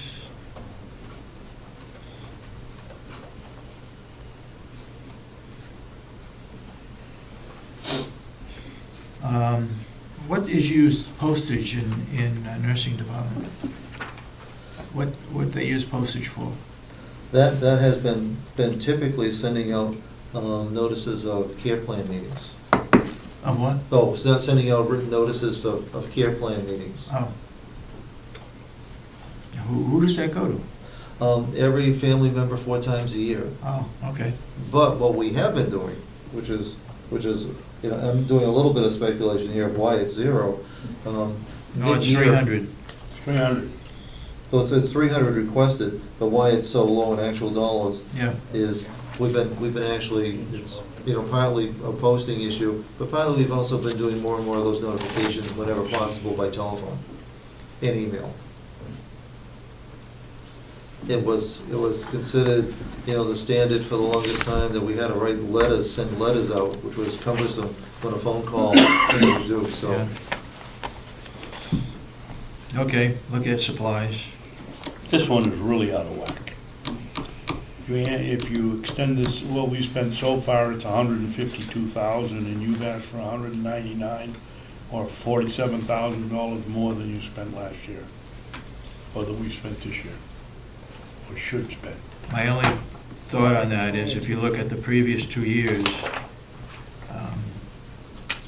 201,000 and 181,000. That's true, David, but you have to assume that all of a sudden, everybody's gonna get sick in the second quarter and need supplies, in the fourth quarter and need supplies. Well, what are these supplies? What's listed under these supplies? So this supply item is not medical supplies. That's, there's one that's checks and tens, and the other is all the other medical. So one's incontinence. We're assuming that this is mostly incontinence management. The underpads, the chucks, the disposable supplies. Yeah. That way.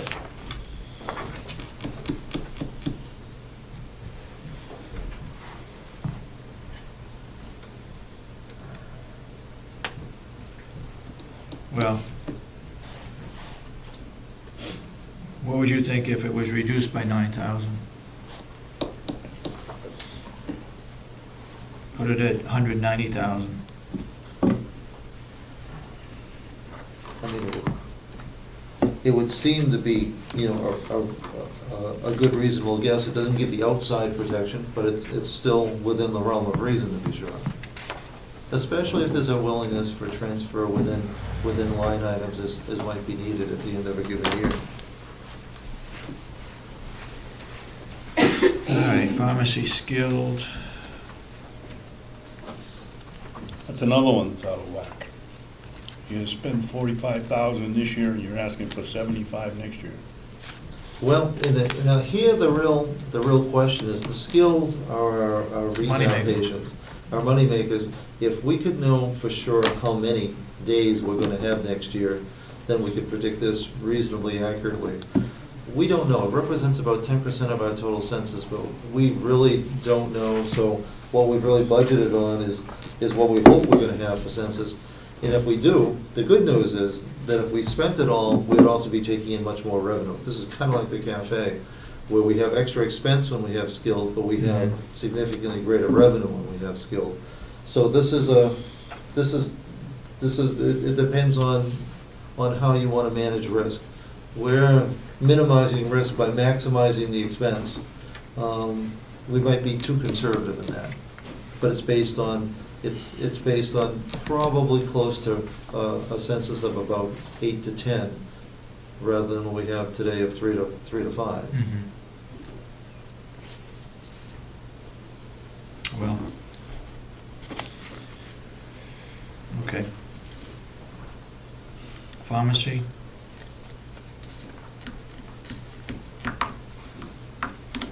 Same situation there, but not quite as bad. no, right. It'll be around 26, 27,000. You want a $13,000 increase. It's roughly,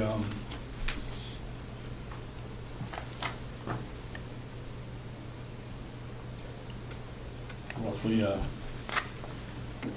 15% increase. Or, of course, and I'm sure, you know, looking at it conservatively, it's $2,400 more than it was 2 years ago. Yeah.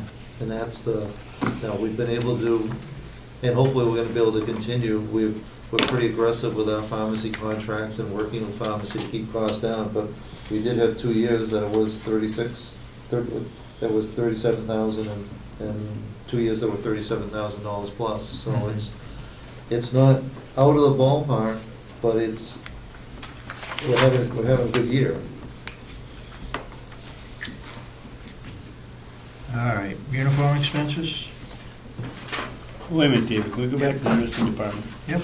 That's Still there. Those increases represent a, We haven't left that, we haven't got to the bottom line yet. It's the top oh, line I'm there, sorry, uniform go ahead, I'm sorry, expenses. you're right, I'm sorry.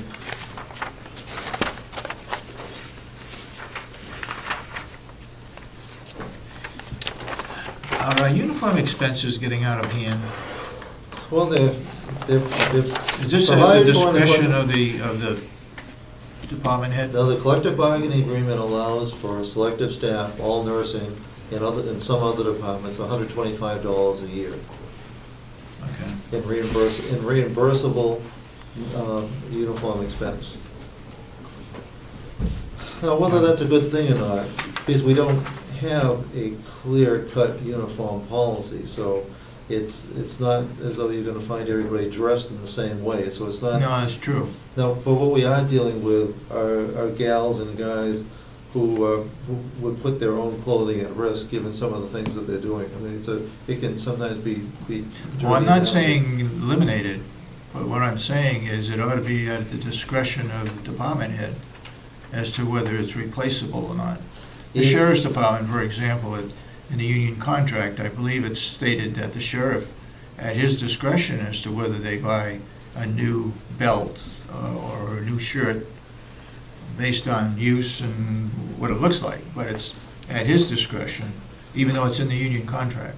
See, our collective bargaining agreement does it. It provides for reimbursement, $125. $125, virtually without restriction. I will say one thing for I think that we put it on. how they do an excellent job presenting their receipts when they go out and buy the stuff. They do. Yeah, that's true. It's always on the, when that bill comes over, it's always tagged with the receipts. I haven't seen anything that doesn't look entirely appropriate. Oftentimes it's for safe shoes, but most of the staff are using it to buy scrub-like things because their clothing can get messed up pretty easily. But it's not a specific uniform that we would be in a position of saying needs to be replaced or doesn't need to be replaced. All right, I'm ready to go on to new equipment. You got in there for 5 lifts. Make sure you know how many you have and what your plan is for next year and the following year.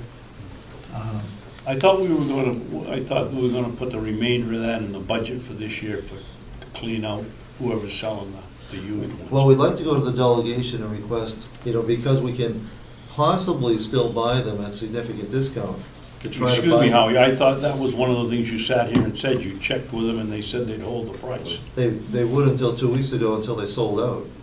Oh, So now we believe they will, but the outfit actually was sold. New England Medical Equipment has actually been sold. There is a willingness, but we don't have the same guarantee that we do. We did during the period we talked about, but now we're talking about an indefinite period. But we'd still like to go to the delegation and buy a large number, in which case we wouldn't have to use this. But this is here again, the fallback. If all else fails, this is what the full price lifts would cost. And 5 is, quite frankly, the minimum that we need. mhm. We're finding more and more people coming in needing 2-person assist right from day one. Okay. All these other items, $500 items are all priority listing? The slings actually go with the existing lifts, not just with the new lifts.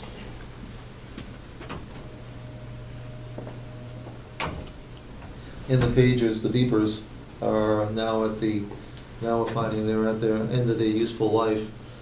2 years of being run around the clock, we're finding we're replacing they're failing and needing to be replaced with increased frequency.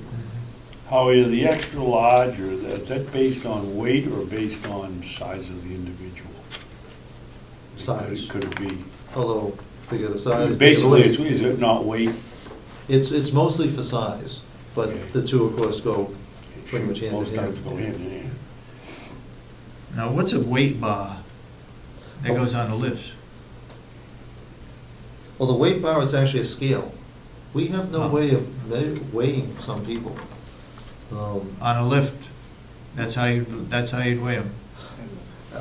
This is an awful metaphor, but when you're weighing a fish, it's kind of the same thing. It goes between the lift and the sling so that you have a scale while you have somebody in the air anyways.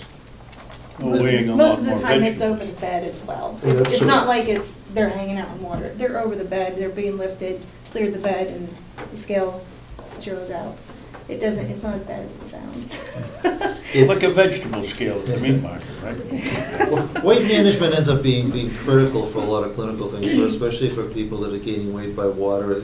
It determines their medication level in a number of different things. And sometimes, especially with heavier people, the typical scales, sometimes they're not able to get, sometimes like Kate says, it's actually just over the bed because they're not getting out in the wheelchair, able to use the wheelchair lift. It's a more accurate way of measuring people. So are you telling us that you don't have any of these current swinging scales or whatever you want, ceiling lifts, scales, or whatever you want to call them? You don't have one in the facility now? We have one. And why do you need more? Well, we had 8 different units in one. Are they all going to get weighed at the same time? No, but it's always going to be in the wrong place at the same time. Having one in each floor would be a big help. Okay. I mean, truth be known, if the staff were asked, the ideal number would be 4. One in each. One in each mountain. But there's no need to rush to that. Right now, if we could have one in each floor, we would be, it would save a lot of running around hunting. All right, if my figures are right, we've reduced it by $20,000, the bottom line. What's You're that? gonna do beepers? Yeah, go ahead. Why? Well, the beepers, he said, are wearing out after 2 years of use. 2 years around the clock use. And Are surprisingly. these calling beepers type? No, these are pagers that staff wear. And remarkably, and I give Becky high marks for this, usually in every other place, your biggest problem is disappearing beepers. Not that anybody steals them, but just they just go home with people and they get lost. We have almost 100% accountability, so it's not because we're losing them. It's because, well, they take a beating. These gals and guys are wearing them, you know, around the clock, and they are starting to fail. How many you get for that? I think, She said there were 120 pieces or something. was it like a dozen? Somewhere just under a dozen, I think.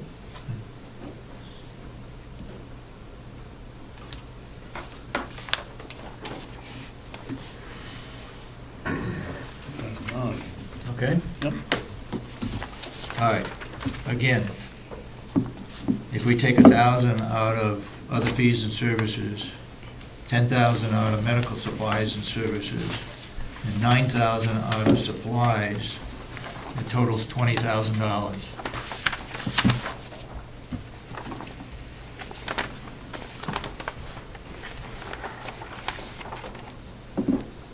David, can I ask you, since I haven't been here before, about the process from here on in? You seem to have made a decision, you're gonna take X amount of dollars out of your budget.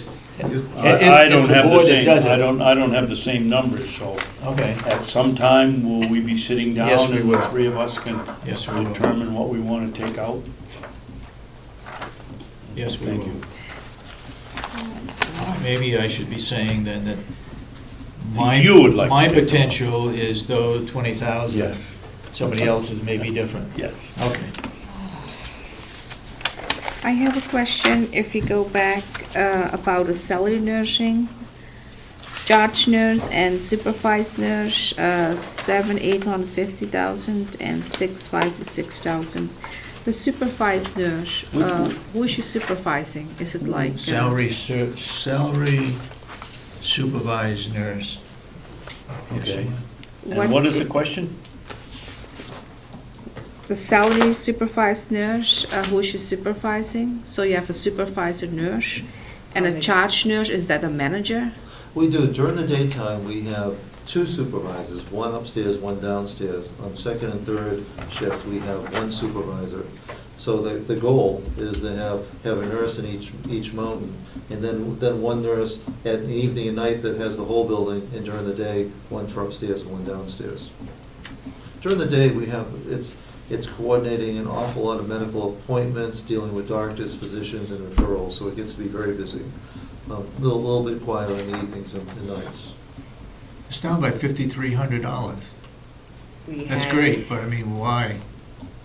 We had 1 employee that left, and we hired a new employee for At that. a lesser, okay. We do have at least 1 supervisor who is LPN and most are RN, so it depends too whether it's a LPN or an RN. So the LPN or RN, both can be a supervised nurse? They can. Oh, okay, And LPN is generally less expensive. okay. All right, plant operations. David, that just as before you get there, this represents almost if I'm reading it correctly, almost a $2 million, No, it doesn't, I'm sorry. It's a 100,000. 110, I was matching up with through 9 months, which was wrong. Yep.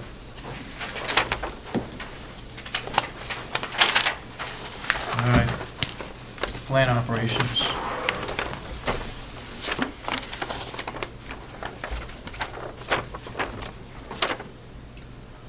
And that salary line item is down by 3,000. Same thing, 300. we had someone to leave, and Again, replacement? Yeah. Okay.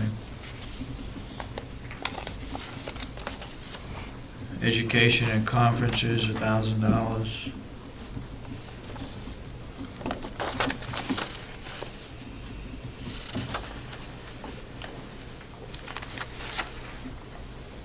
Supply seems to be up more than should be. Extract out would be roughly $8,000, $8,500, and you're wanting $15,000. Well, we still look to history and seeing that it was almost 13,000 3 years ago and a little over 14,000 2 years ago, so it's, But that's what scares me, Howard. We've gone through 9 months, and you're gonna tell me now we're gonna all of a sudden spend $8,000 more in the last 3 months? They're either pumping it up or something's wrong here. oh, we're not gonna spend $8,000 more in this year, but can we say that what we're able to accomplish this year is 100% replicable next year? Well, this year's unusually low. The previous 2 years were higher. Somewhere in there, we don't want to bet the farm on what we're able to accomplish in 1 year. So Bob's looking at what Bob was looking at is just continuing with what the present budget was, which has proven to be more than ample for this year.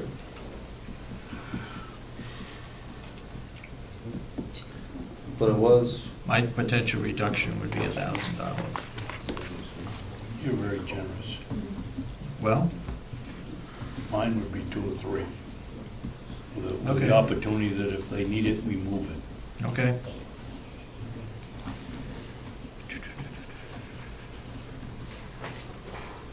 Uniform expenses.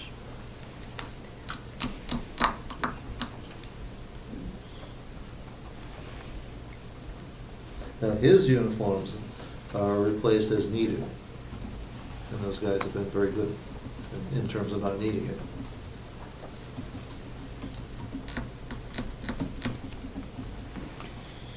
All right, electrical expenses?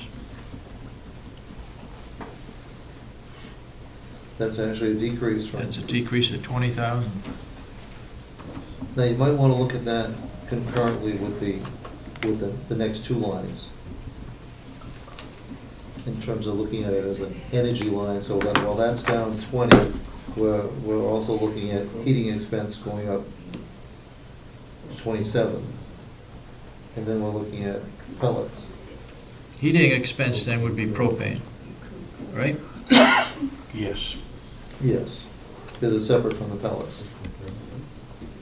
And that has gone up, but has it gone up $27,000? I don't know. It jumped, as I recall, is from 109 right now to $129. I mean, $1.29 a gallon. Well, we're $6,000 over budget, and we're just 9 months year to date. We're getting into increased needs for BTUs coming up, although we will be switching back over to 100% pellets.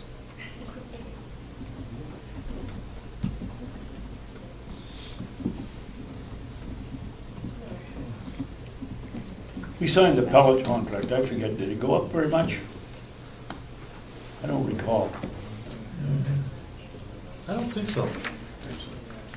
So the real variation there is going to be not the price per ton, but the number of tons that we use. Right. And generally speaking, we want to use as many pellets as we can, compared to propane, although propane's been fairly attractive, so Yeah. this is, Price is down. At $1.09, it was very attractive. yeah, in terms of your cost per BTU, and that's how, I know that's how Bob measures it.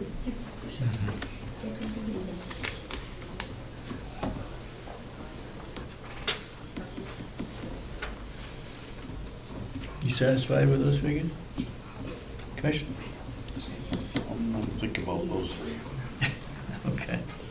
Well, I am impressed that the electricity went down, because that's the one that took a huge jump when we moved from the old nursing home to the new. Yes, it did. Because the rooms didn't have air conditioning, and now they do. Yeah. And now you got one in every room instead of one in every, a window box in every 2. Right. All right, let's go to septic removal. This is put in by Will, is it? I think it's imperative. I don't think this is allocated cost, is it? This is what we're paying, I think we pay directly for the holding tanks. But this isn't part of the overall system. This is the first stage. This is not the grease trap. It is, I think it's combined. I think they're both. I think it's both grease and what we've been finding and having a problem with and working on is that we've also seen too much stuff being flushed that shouldn't be flushed. And that's created a problem and expense. And Becky has a special performance improvement, team working at it's within continence management, what we need to do to better manage that. And it's been a problem. It's resulted in a cost to Bob. If we're able to solve that, I'm hopeful that either by frequency or less cost per visit, that we can reduce that. But we can't assume that at this point.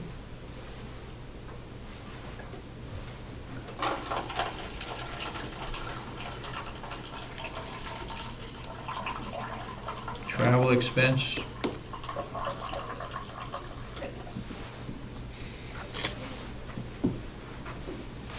Is he required to be certified in any particular category? Or any of the maintenance people? I know Bob is. I know he's licensed, and he's also gone for extra training just on the air conditioning units this past year. But I think he's also a licensed plumber. Plumber and electrician, and we pay for Electrician those. too. But that's his own business. No, he doesn't have his own business. But it's not a requirement of the nursing home, is it, that he be licensed, or is it? It's not a requirement, but we've been supporting him in doing that because he's able then to provide things without us. We don't have to go to third party except for major projects like what we have going on today, putting on lights on the flagpole. But in terms of repairs and all, he's able to keep in-house. Okay, all right. Vehicle expense. This one isn't so bad. Paula's got a story with this one. This one you have to look at a couple departments at the same time. Right now, we have a vehicle expense in plant operations and an expense in recreation. What Bob would like to do is just have one vehicle expense line item, and he's allocated $3,000 per vehicle per year, and that's for gas, inspections, and any incidentals that they might need. So the recreation department is Yes, down? is now zero. Zero? Yes. Okay. And this is kind of a mini version of what we were talking about, to the degree that we can consolidate. We don't have to have big contingency in recreation and in maintenance. We have a fixed amount. per I'm vehicle. assuming that they get the gas out of the farm tank. No. They don't. No. They do not. Where do they get the gas? Irving. The Irving. We assumed that the farm tank was only for off-road use. For what? Off-road use didn't No, require this is that. payment of taxes. Is that where the sheriffs get their gas from? No. No. Are you getting a special price there? The like jail? everything? Government No. price? No. Or just regular? Just, yes. The jail and the farm uses the gas out of the farm tank.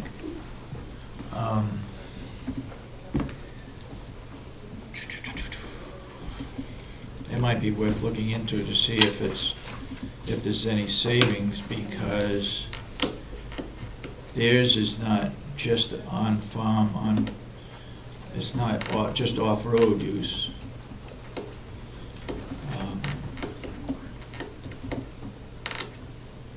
Where does the sheriff get his? He does, I believe, get it from the state garages. Three places. Yeah. Troop E, the state garages, and when worse comes to worse, he goes to Irving. Irving. Sometimes Irving is cheaper than the state rate. No, but if it's less expensive and if we'll be willing, I mean, it would, We're talking about the fans from the nursing home, eh? the- By vehicle expenses? exactly. Only the fans We from the have two nursing buses, we home. have the van, we have the bus, and we have a truck. And a truck? And a truck Yeah, that maintenance truck. hauls the laundry back and forth. Okay, let's move on. Vehicle expense, generate expense.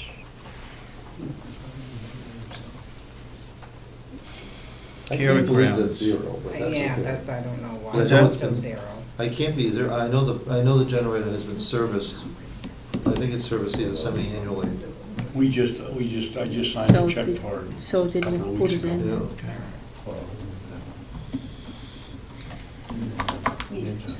Cara Grounds, do you have that information as to what rubbish removal is?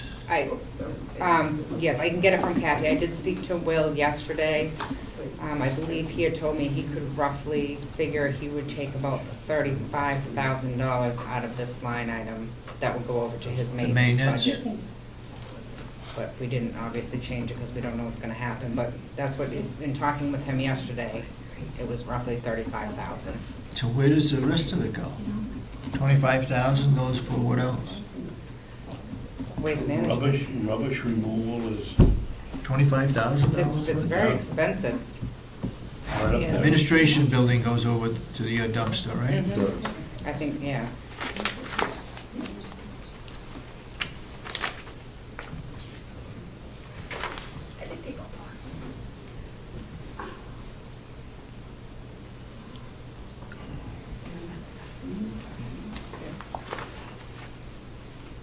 Okay. Building repair?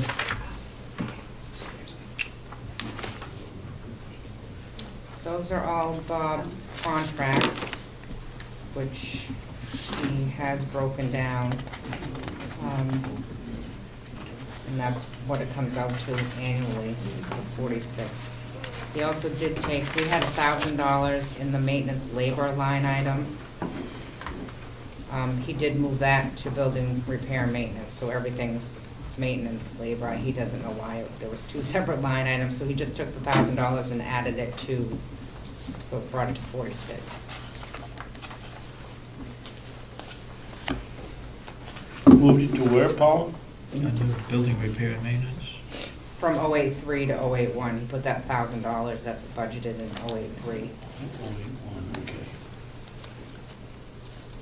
But all his contracts are current, and some of them did increase.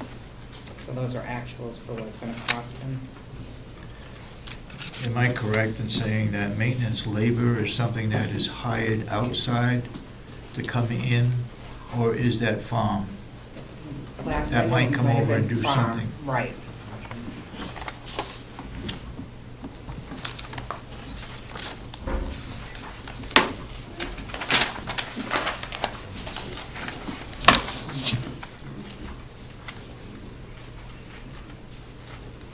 Okay. Water usage is allocated. Yeah.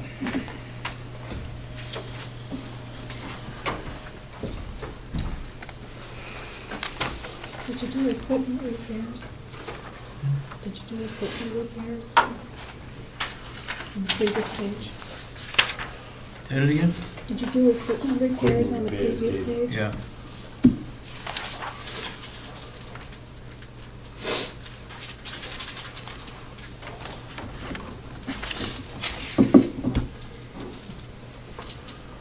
All right.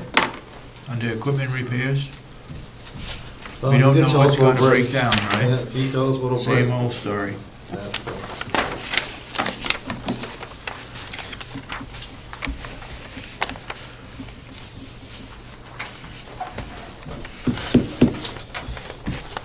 Fortunately, Bob has a very aggressive preventative maintenance program, so our unexpected breakdowns are few, but there's no way to know when or what might happen, of course.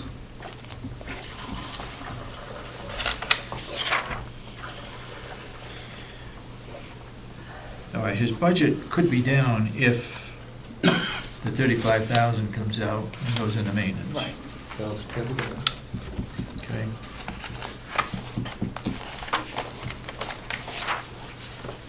All right, ready to move the laundry? No, you gonna skip over the other two? What's that? On that, on clean operations, why there's no sewage usage over there? You got a new kind of human or what? That's all in the septic removal. There was two line items at one time, the 5150-068. Okay. So it's they just combined. put it in one, yes. Okay. And new equipment, he wants, carpet and fabric cleaning hand tools. Doesn't he have those now? not the hand tools, has the bigger equipment. But what we find is, the sooner you can get to a problem, a stain, an accident, the better off you are. So it's sometimes, you don't want to drag out the big equipment, you want to get something there in a hurry. Okay. All righty? Okay, I would. Laundry? Here we go.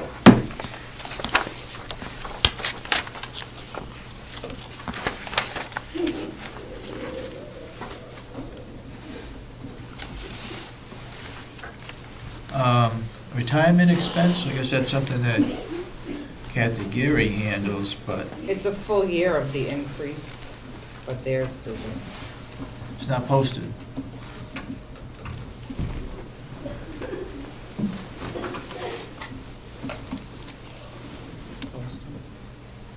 it's not posted. It's 0 right now. Oh, yes, for the year-to-date, yeah, those are all journal entries.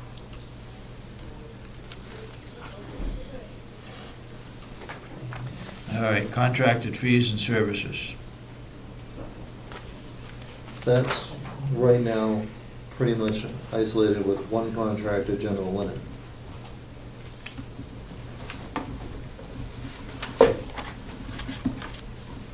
For which we're not happy with the increase in costs that we've been having. We've been having, as Commissioner Babson has noted, meetings with them to rein that under control.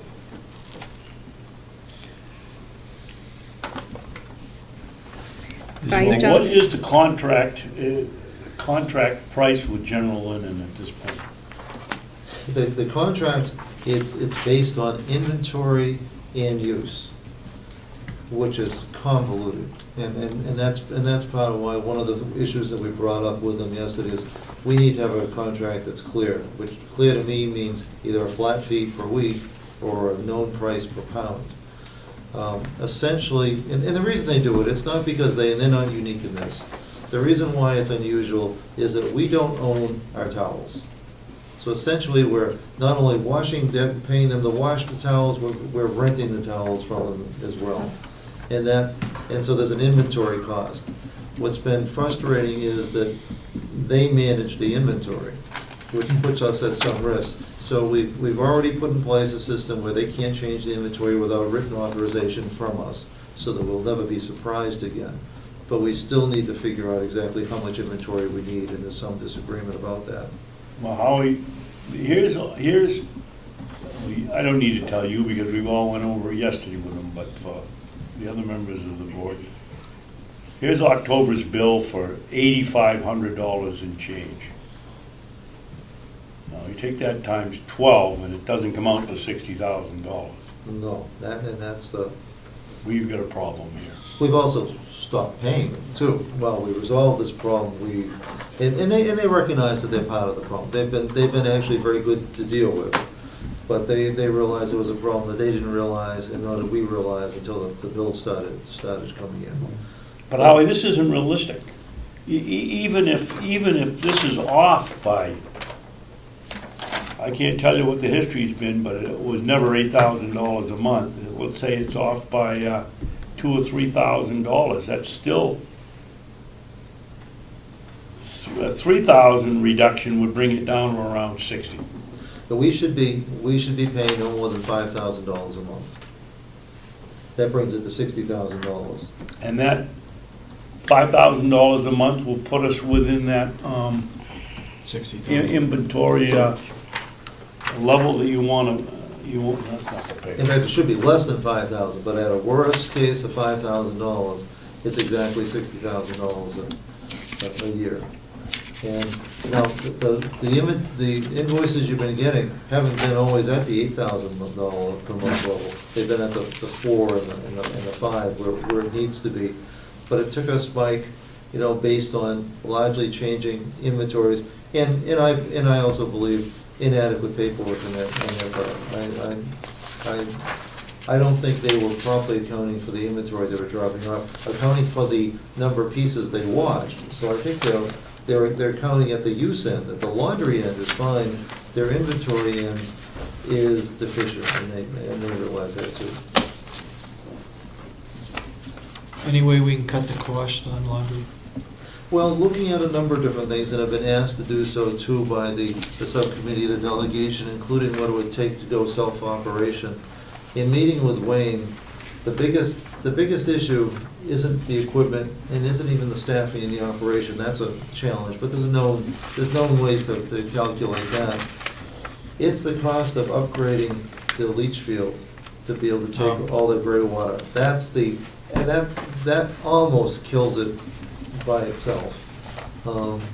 It's one thing to buy a $30,000 washing machine and a $40,000 dryer. It's another thing to put $100,000 in the leach field improvement. That's enough to keep the cost recovery 10 years out, which might not make sense. Probably wouldn't make sense. But I'm still going to be looking into that. But so right now, the other thing that we've started to do is to interview other vendors to see if we can't save money by going self-operation, maybe we can save money by looking at other vendors. We also talked about, right, and how we pushed it at a flat rate. Definitely. Howie, we're on, to go back just a bit, in that discussion yesterday, we have two accounts with general linen, one for the nursing home, and the other part for the dietary in the nursing home. Where it doesn't appear that we put the laundry, you must come under either general operating supplies or contracts. Where is it? There must be.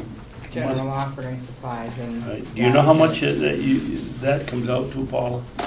I don't, I can check with downstairs, they can run a detail and pull out the general linen. I don't think it's big. I think Theirs isn't huge. Rob is using it sometimes when he's essentially renting linens for functions, tablecloths and napkins. Well, I can tell you from the checks, it's very small. It's Yeah. very small. He is, and because Rob, and something we need to consider, even without going full self-op, are there more things we can do besides residents' personal laundry with the laundry that we have? Yeah. Sometimes those little things can make a big difference price-wise, so there might be some compromise. And You got a person and a half in laundry, right? we do, and I think we can. And that half a person comes out of maintenance, out of housekeeping? Yes. Yes, because I know Deb supervises both. Okay. That was another problem we discussed, and I forgot to mention one of the reports that, excuse me, we get very little to nothing back that belongs to the residents of the nursing home that gets thrown in the laundry that goes to general linen, and they're supposed to return the stuff that is in there. It's not by personal mistake. items that go to general linen, though, is it? Not No. intentional. Not intentionally, David, they But get it thrown in by does. mistake. Well, sometimes it's resident-based, sometimes it's confusion on staff, but, sometimes it's, whether it's underwear, socks and things, and it happens everywhere, and so it's not unusual. And for the longest time, it was always coming back with the next load, as it should. But it shouldn't go in the first place. Well, it That's shouldn't in right, the first place. that's right. But it does. That's in the perfect world, but in this imperfect world, they bring it back, and they're prepared to. It doesn't cost extra, but they haven't. Quite literally, it was yesterday for the first time that I've seen anything in over a year come back. Deb brought back the bag to show me. And in some cases, where we've had items that Mountain View owns that are similar to what General Linen provides, thermal blankets, for example, that we had, that ended up being shipped out with the best of intentions by staff, it never came back because we weren't contracted. So we've lost a great deal. And so we're looking at recovery there too. And they have promised from now on to make sure that they make more of an effort to return the stuff that belongs to us. Yeah, because maybe in their place there where they have the building, maybe they're just only doing the linen and focuses on that. Maybe they don't even know what is coming in, who it belongs to, because the contract is only that they have to do linen. Correct. Although they describe to us a very complicated process by which they count each piece of dirty linen that they get. Now, what the story behind the story is, what Deb has heard from drivers, is that when they get odd pieces back that don't belong to them, it goes into the dumpster. Yeah. Other things are getting washed, and other things, they get somebody's underwear, it's going in the dumpster. And so we end up buying and replacing oftentimes that we know about, where resident complains about lost items of clothing. Now, there isn't much, but it's sometimes it's heartbreaking to residents. I mean, they've just bought, people of special sizes, they've done special ordering, and all of a sudden, where did those undershirts go? Well, they've been eaten by the washing machine. General linen, they do sheets, pillowcases, Towels. and towels, face cloths. Bathrobes, they do anything Bathrobes? that's cloth. So Bathrobes would be personal, wouldn't it? The bathrobes that they provide, the standard Johnny's, one, yeah, Johnny's was a the big Johnny one. type. Oh, things. okay. But no personal laundry at all. That we still do. So the process must be that the housekeeping collect all the dirty linen. Separate bins for each, separate for general. So how does personal clothing get mixed in? If housekeeping is doing their job, they're only taking pillowcases, sheets, and Johnny's Well- and face I cloths. can add to that. I know from experience of being in long-term care for as long as I have been, that when you go in to do an ADL or do bathing and dressing with somebody, 9 times out of 10, I know when I go in and do it as a therapist, I have a bag for personal laundry, I have a bag for linens, and I have a bag for trash. Each one coincides. A lot of times that doesn't always happen, where personal laundry will get added into regular laundry, it gets bagged, it gets put in the bin, it goes out into contract services, and then it's gone. So now we know it's the therapist's fault. No, it's not. Our staff are fine, but our therapists keep But it throwing does away. happen, especially with white garments, because, bras and panties are typically white, so when they get bagged up with towels and washcloths, it's pretty easy for those to be. So Typically it's typically in a bathing scenario, we are gathering up wet towels, everything else. It's the whites that we're losing, Mhm. be that the odd sock, but it's also the underwear. David? Yep. Just quickly, these are the things that the general linen does for us. Johnny's knit fitted sheets, draw sheets, single sheet, pillowcase, bath, blanket, deluxe bath towel, hand towel, and a washcloth and a thermal blanket. Those are the items that we have to go to that. Are we running our laundry efficiently? Doing personal? Can they do more? Could they do the towels I believe so. Well, or the face cloths? in fact, something that I want to see us look into is, as we're moving to this incontinence management change, to have some face cloth, incontinence towels rather than face cloths that can't be done by general linen. They can't get us colored face cloths. That might be something that we would buy, own, and launder ourselves, Mhm. and have it not be part of the whites, and never have a confusion between face cloth and incontinent cleaning product. So I think there is capacity with the time that we have, without overloading, we have to work with Wayne, but without generating significantly increased number of gallons that would create because it's gray water, we're not dealing with solids, that I would hope that our leach field would be able to take.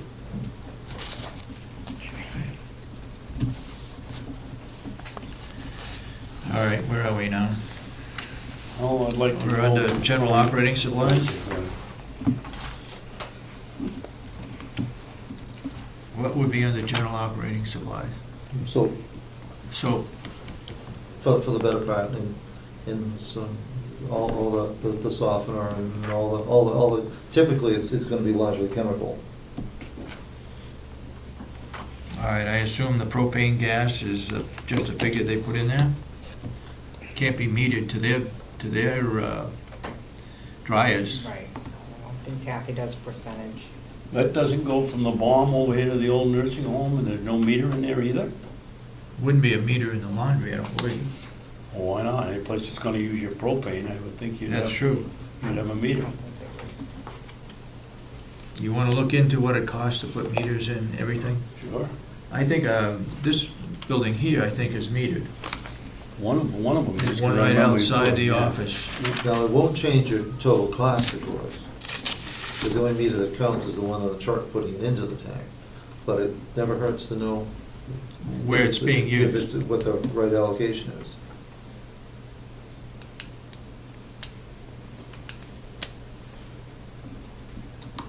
Okay. Linen expense went down to $1. That's, we have We didn't use it in 2012. I think they combined that up in the general operating supply item, any piece of linen she did buy. All right. Equipment, maintenance, and repair. We don't know if a washer or dryer is gonna go, so that's why it's there, right? And it's older than Paula, that stuff could go anytime.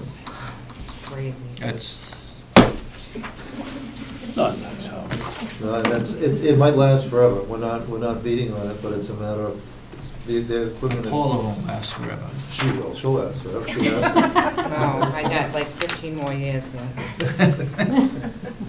All right. So, no new equipment. No? Okay, questions? Housekeeping?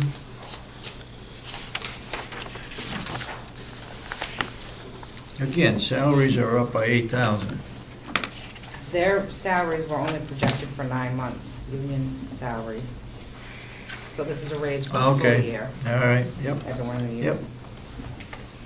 And Paula, what are you using? You're using the current rate now, projecting the full year. You're Yes. not, you haven't raised it No, for we the haven't last put in any quarter. raises, no. But have they got, no, it's different.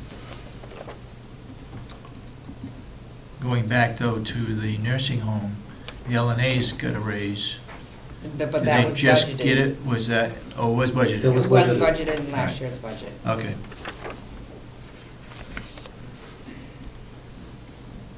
So housekeeping is down?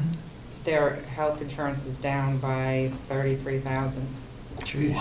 so yeah, overall their department's down, but that's what it's due to, the health insurance. And that's a result of new workers or old workers changing their plans. All right, Okay. questions? Physicians in pharmacy remains the same? Yep.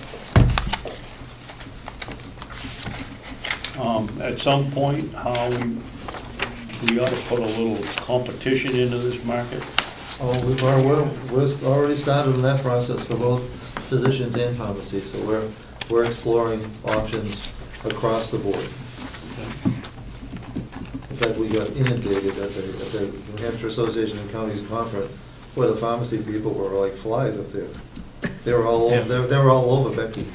There's a lot of competition in the pharmacy, and truth be known, there's also increasing competition on the physician and consultant physician end too, and we're looking into that Well, let's aggressively. take advantage of it. And the early signs are that there could be some increased value and increased services and decreased cost. Okay. Okay? Yeah, we need to look into physicians. Well, and we're well on our way. And Becky's been very aggressive. We have a bunch of meetings coming up just to be sure. Is that something that could save us money in next year's budget? Is We're it that talking- far along? We're talking about this year's budget. We're looking at a number of changes that ideally could be, well, certainly by first quarter next year, if it made sense. So it's not long-term, it's actually near-term. Okay. For the sake of budgeting, why don't we try to, if we're gonna change any of these contracts, make it from the first of the year? We'd like to do it as soon as possible. I mean, if it's going to be done because it provides greater service, we'd like to do it as soon as possible. Yep. So I think we have meetings coming up the end of this month to do interviews. But then you have the same situation as you've always had with the unions getting settled in May, half the year is at one rate. Well, this would all be, anything that we're talking about would be. 14 months then, so that it will renew on the first, but you pick up the 2 new months. Well, anything that we do would be a savings, so we're not looking at increased expense. So, but if we could start that in December and take Right. advantage of it this year, all the better. Okay. Physical therapy, is that by contract? Or are we doing that? The salaries, we have 3 girls in that department of our own, Okay. but the other ones, the skilled in the Part B, that's through Genesis.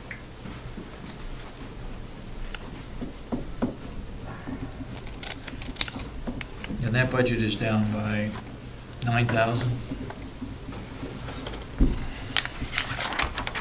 Recreational therapy.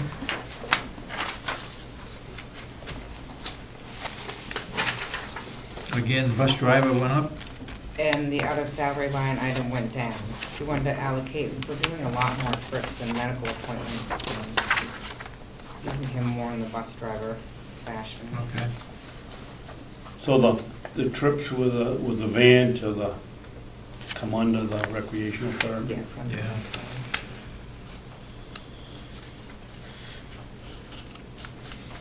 Nothing we don't control, like a big jump in retirement.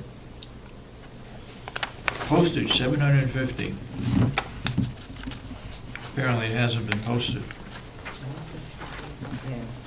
But we have the same situation. Extend this out, 300,000, that's going to be Where are you? 400,000 for the year. Where are you? hypothetically.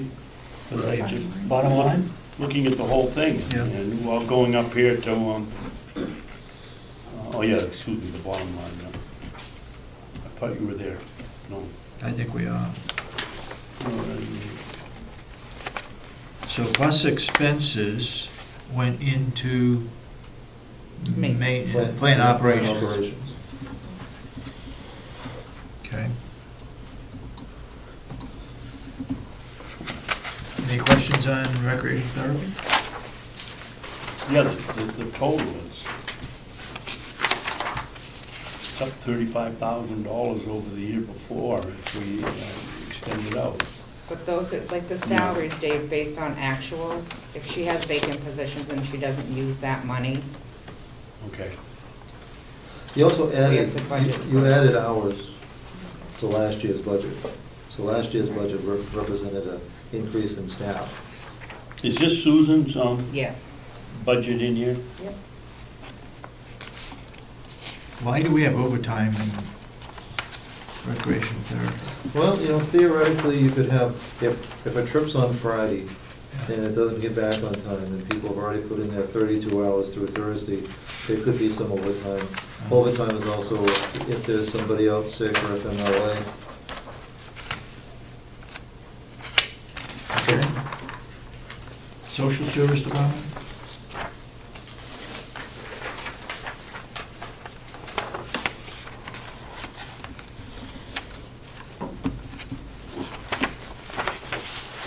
Medical insurance is the big increase. How What is did you say it the, was? Medical insurance? Medical insurance? how is the increase in medical insurance? A change of staff. Change of staff.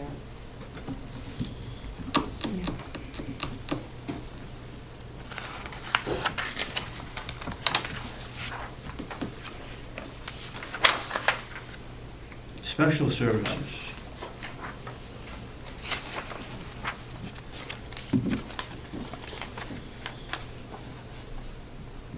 Now, under the speech therapy, we have to compare that with revenue?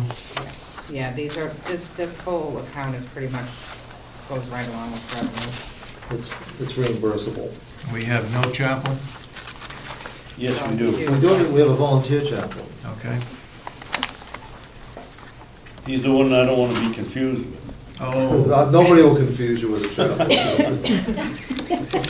unless he grows a mustache. That's right.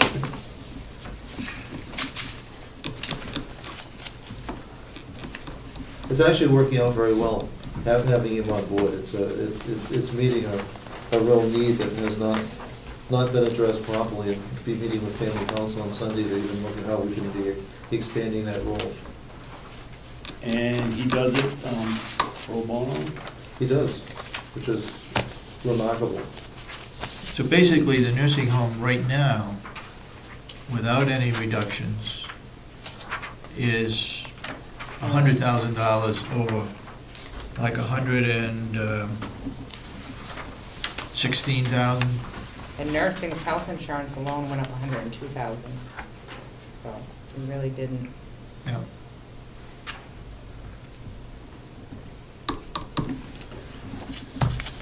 Okay. Our total county budget, bottom line, is up 1 point, what'd you say, 9% I didn't say anything. this morning? I mean, It's less than 2%. I think it's 1.8 or 1 point, something like that, total county budget, without any raises. Without the raises. What we have right here in our total budget, without any raises, it's up 1 point, I think it's 1.8%. I don't know how you're trying to fool with that figure, because as soon as you put in the wages, it's gonna go up a lot more than that. And it sounds nice that you include it. It won't go up over 2%. I mean, the wages by themselves won't go up over 2%. You hope. Well, it's up to us in the delegation, I guess, to make sure it doesn't.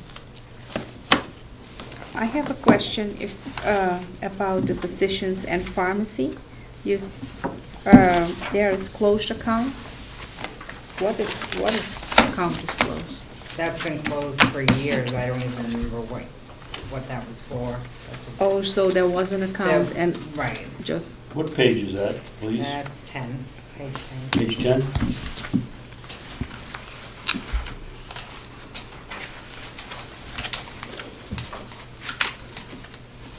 so you didn't know what it was for? Yeah. It was Been account closed for and so it is long. just closed. Right. Well, I see here 11, 12, 13. So you actually don't know when it was closed. Maybe it was open at 10. I don't have the information. I don't think so, but we can check. Yeah, it has to Okay. stay open for. They have to stay open for 5 years. eh? 5 So years. it's been, yeah. And then we can take it out. We do have one revenue adjustment that we'd like to put before you Oh, okay. for a vote if you're willing. Because we have to get notification out to families, we'd like to increase the private pay rate by $10 a day from $290 to $300 a day, which is still some $50 below market.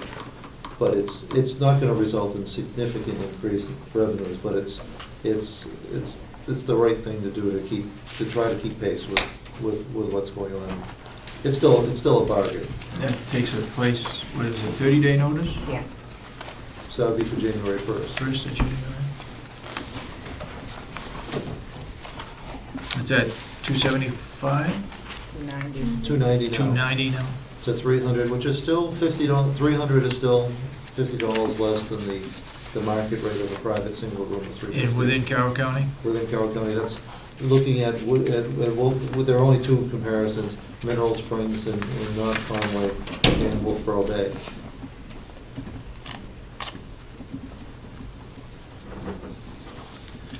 What's your privilege here, board members? I'm voting no. What was the question again, Howie? I The missed question that. is, they want to raise the private cost to the nursing home to $300. Right now, it's $290. Didn't we already raise it last year? Last year. We usually do it once a year. Oh, and how much are you raising it by every year? Well, We went up $15 last year. Last year. last year was, 275 to 290. I'm voting no because it seems to me, 4 or 5 years ago, we were charging around $225 a day for private pay. And the cost of the increase of operating that, what we charge the residents, the private pay residents, has far outstripped the cost of the amount of money that the budget has gone up for the facility. The same, the budget and the facility goes up 3 or 4 or 5%, as we raise the room and private pay another 15 or 20 bucks. And, you know, $10 a day, that's another 3%. 3%. And, I'm voting no for this year. Asha? Do you have the numbers again for me? What was it last year? $290. Presently, it's $290 290. per day. Okay, And we've requested a $10 increase to $300 a day. so $300 a day. I'd rather see the pressure put on our legislators and both in Concord and Washington to raise the government's portion, not the private pay. They've gone up, what are we getting from $15 whatever, last year. Medicaid or Medicare, I can never remember. What's their Medicare is percentage of increase for the same period that we've gone up 30%?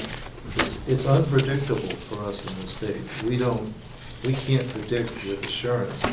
We can predict what our Medicaid reimbursement rate will be, but our Medicare rate can be, even our Medicaid rate, depending on what the state decides. I guess I won't support it either. I've been, over the years, have been opposed to raising it for private pay. And last year, we took $15 a day. That's quite a jump. I'd hold off another year. So is the rate going to stay the same as last year? Yeah, Is that what you meant? So no increase at all? right? So $290? Yeah. We'll continue. Okay? The only other thing I have, I can leave with you is the LNA increase that the union signed off as a formal amendment, so for your records, you might want to have that. There was a question of whether or not it was required, but it seemed like a prudent thing while we had the opportunity to be sure they were on board. Not that everybody is happy, but the union is in agreement. Not everybody's happy with the raise? Well, the LNAs are of course happy, but those who aren't LNAs are not always happy. And that's, Well, the LNAs were way out of whack to start with. And that was one of the reasons why I ran for the job of commissioner, because I knew the LNAs were, well, a police officer on a corner was making $10 an hour, and the LNAs were making something like $8.50 or $8 something. And they do all the dirty work. they certainly do. And they need to make a living. Okay. Thank you very much. We will review all the budgets again, and we'll let you know where there's any changes that we make, okay? Very good. Thank you, Commissioners.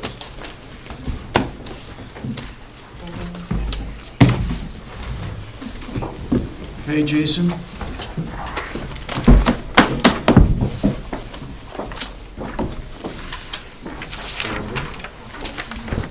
So the agenda is changed. Last week we talked about a non-public session, so we don't have it today. No, I think it's scheduled for next It's week. going to be rescheduled. Well, we have a different one today. He wasn't ready. Thank you. He couldn't be ready for today. Okay. Oh, thank you, Jason. Thank you, Joe. Well, that's a, Jason, just a second. Will you take this back to Joe? That's exactly what I've got. It doesn't say whether they put new oil in or they changed the belts or anything. It's just a report of how the thing's running. Oh, okay. I was looking for what they actually did, not a report on how the generator's working. Okay, let's see what he can get for you then. So we went for a historical record. He said he had it over there. Okay. Yeah, I'll get it for you then. We didn't pass the minutes yet, okay? The which one? We gotta do that. Morning, Commissioners. Morning. Morning. Population this morning, we have 46 in-house, 4 out on electronic monitoring, 9 transfers, for a total population of 59. We took in 9 offenders last week, 3 were repeaters, and we released 12 of them. Next Tuesday, the 19th, the 94th Academy is going to be graduating down at Police Standards and Training. It's going to be held in the TAC Center at 11 o'clock. Repeat that, please. Next Tuesday at 11 o'clock, we have the graduation ceremony for the 94th Academy. How many do we have? I just have 2 right now. 2? Mhm. We also have the dates for the academies early on for next year. We're starting an academy on February 24th, and that's running until March 28th. That will be held at Police Standards and Training. And then we're doing another academy, April 7th through May 9th, and that's going to be held at the Stratford County Department of Corrections. And then, the other reason I came in today is I have a quote here for an estimate from Prime Roofing Corporation. This is the same company that, my understanding, did the service on the nursing home roof. We have an estimate to repair our roofs for $8,862. We have the money in the budget for this year. It's been recognized that we do have some roofing issues, and I'd like to have that done prior to winter setting in. That way, we would prevent any additional water from coming into the building, causing additional Are damage. these human-sized holes that they can go out through, or is No, it it's leaks? what happens is where the valleys come Oh, yes, together. you told me that, okay. We have had caulking failures. Joe has contacted 3 different companies. This is the only company that has actually responded. So I'd like to just move forward with it. What was the price again? It's $8,862. I know it's outside the parameters for the bid, but knowing that winter's coming in, we've contacted 3 different companies, and this is the only company that's actually responded to our request after numerous phone How calls. long has it been out? We actually haven't gone through the formal bid process. I wanted to kind of get numbers for next year's budget, Okay. but I have it in this year's budget. I'd really like to get this stuff done. So you haven't gone out for bid yet? Correct. But, But he's contacted 3 different companies. right, 2 didn't respond. right. Well, I know it's pressing, Jason, but The only way it could be done is if it's voted unanimously and a reason given why. well, I'm not sure that I'm gonna vote for that. I think that we oughta, there are a lot of roofing companies around, and we oughta put it out for bid. You know, Put it on some kind of list that somebody might see that they'll give us a bid. We're not talking about $100.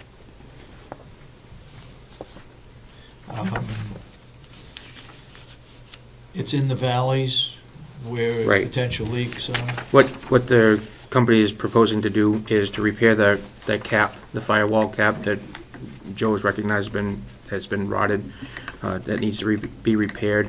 That specifically is $2,343. Replacing the lead ring boots, and that's $750. That's all where the vent pipes go up through the roof. Installing a 6-inch wide outside splice cap over the horizontal ridge line.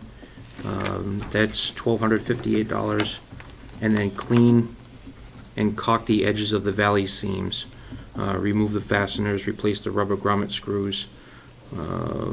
That is, they're estimating 2 days of work for 4 guys. And just doing that work itself is $4,500. So with all that combined, you're looking at $8,862. Where's the company from? This is out of New Ipswich, New Hampshire. And what is this about? About roof? The roof, yes, ma'am. Okay.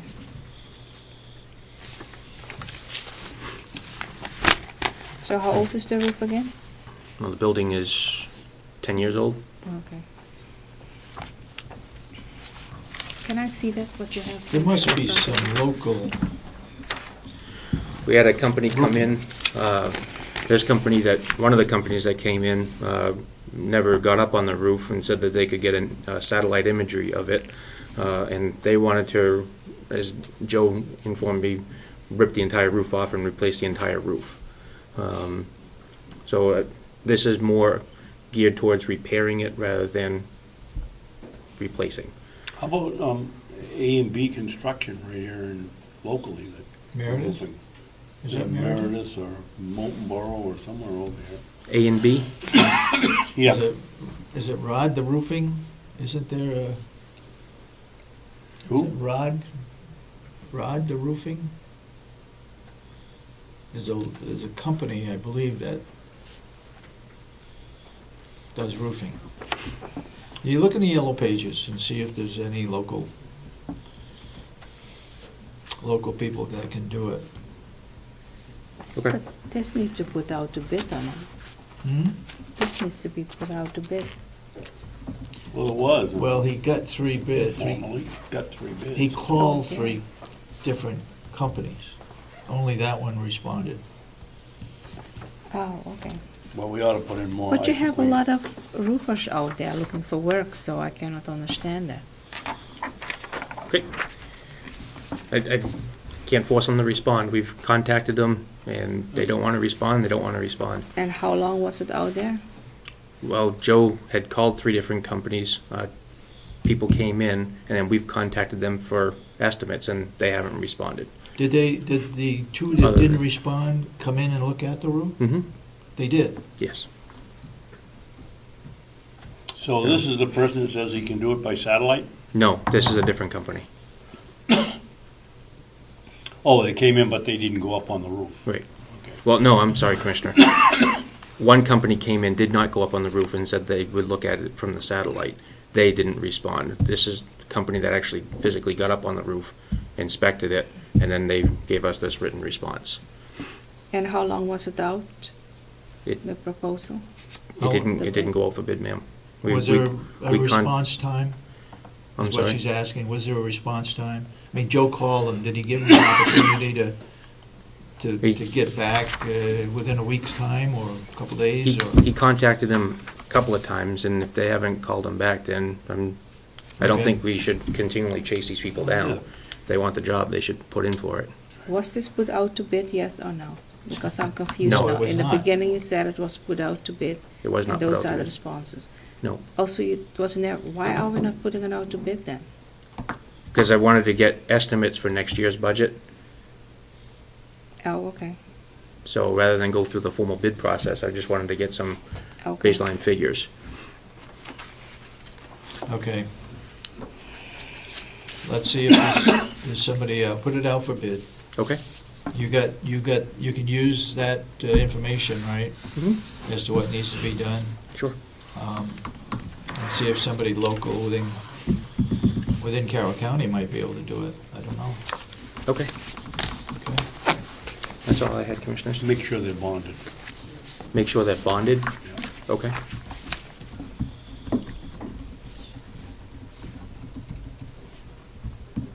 Or ask them if they're bondable.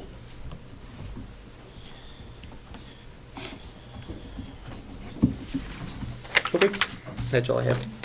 And I just have, HR, you got anything for public? No. And you coming into non-public, Jason?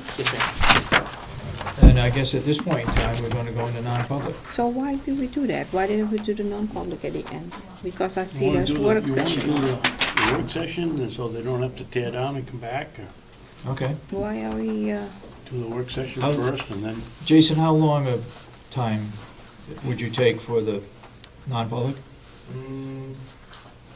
maybe 10 minutes tops? well, let's go across the hall. Okay. why are we not putting non-public at the end? I don't know. I didn't make up the agenda this time. So who make it up? Do you have anything, you must have had something to do with the agenda. I You added no, items. I just said I wanted to do a work session, I didn't tell them how to do Okay, it. okay. All right, we can go across the hall if you want to do that. And that won't have to tear down. Yep. There, yeah, we can. Okay, we will recess across the hall to non-public. We'd make a motion to go into non-public. Wait a minute, let me get my cheat sheet out here. And, need the time. Under RSA 91A3, paragraph 2, A and B. I'll make the motion regarding the jail.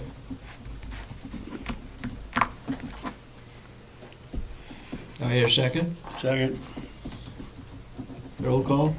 Roll call, please. Commissioner Kenney? Yes, Mr. Sorensen? Yes. Mr. Babson? yes, And so approved. Be back here in 15 minutes, roughly. Order. And let the general public know that we had a non-public session and we sealed the minutes. We are at the point of going into the work session.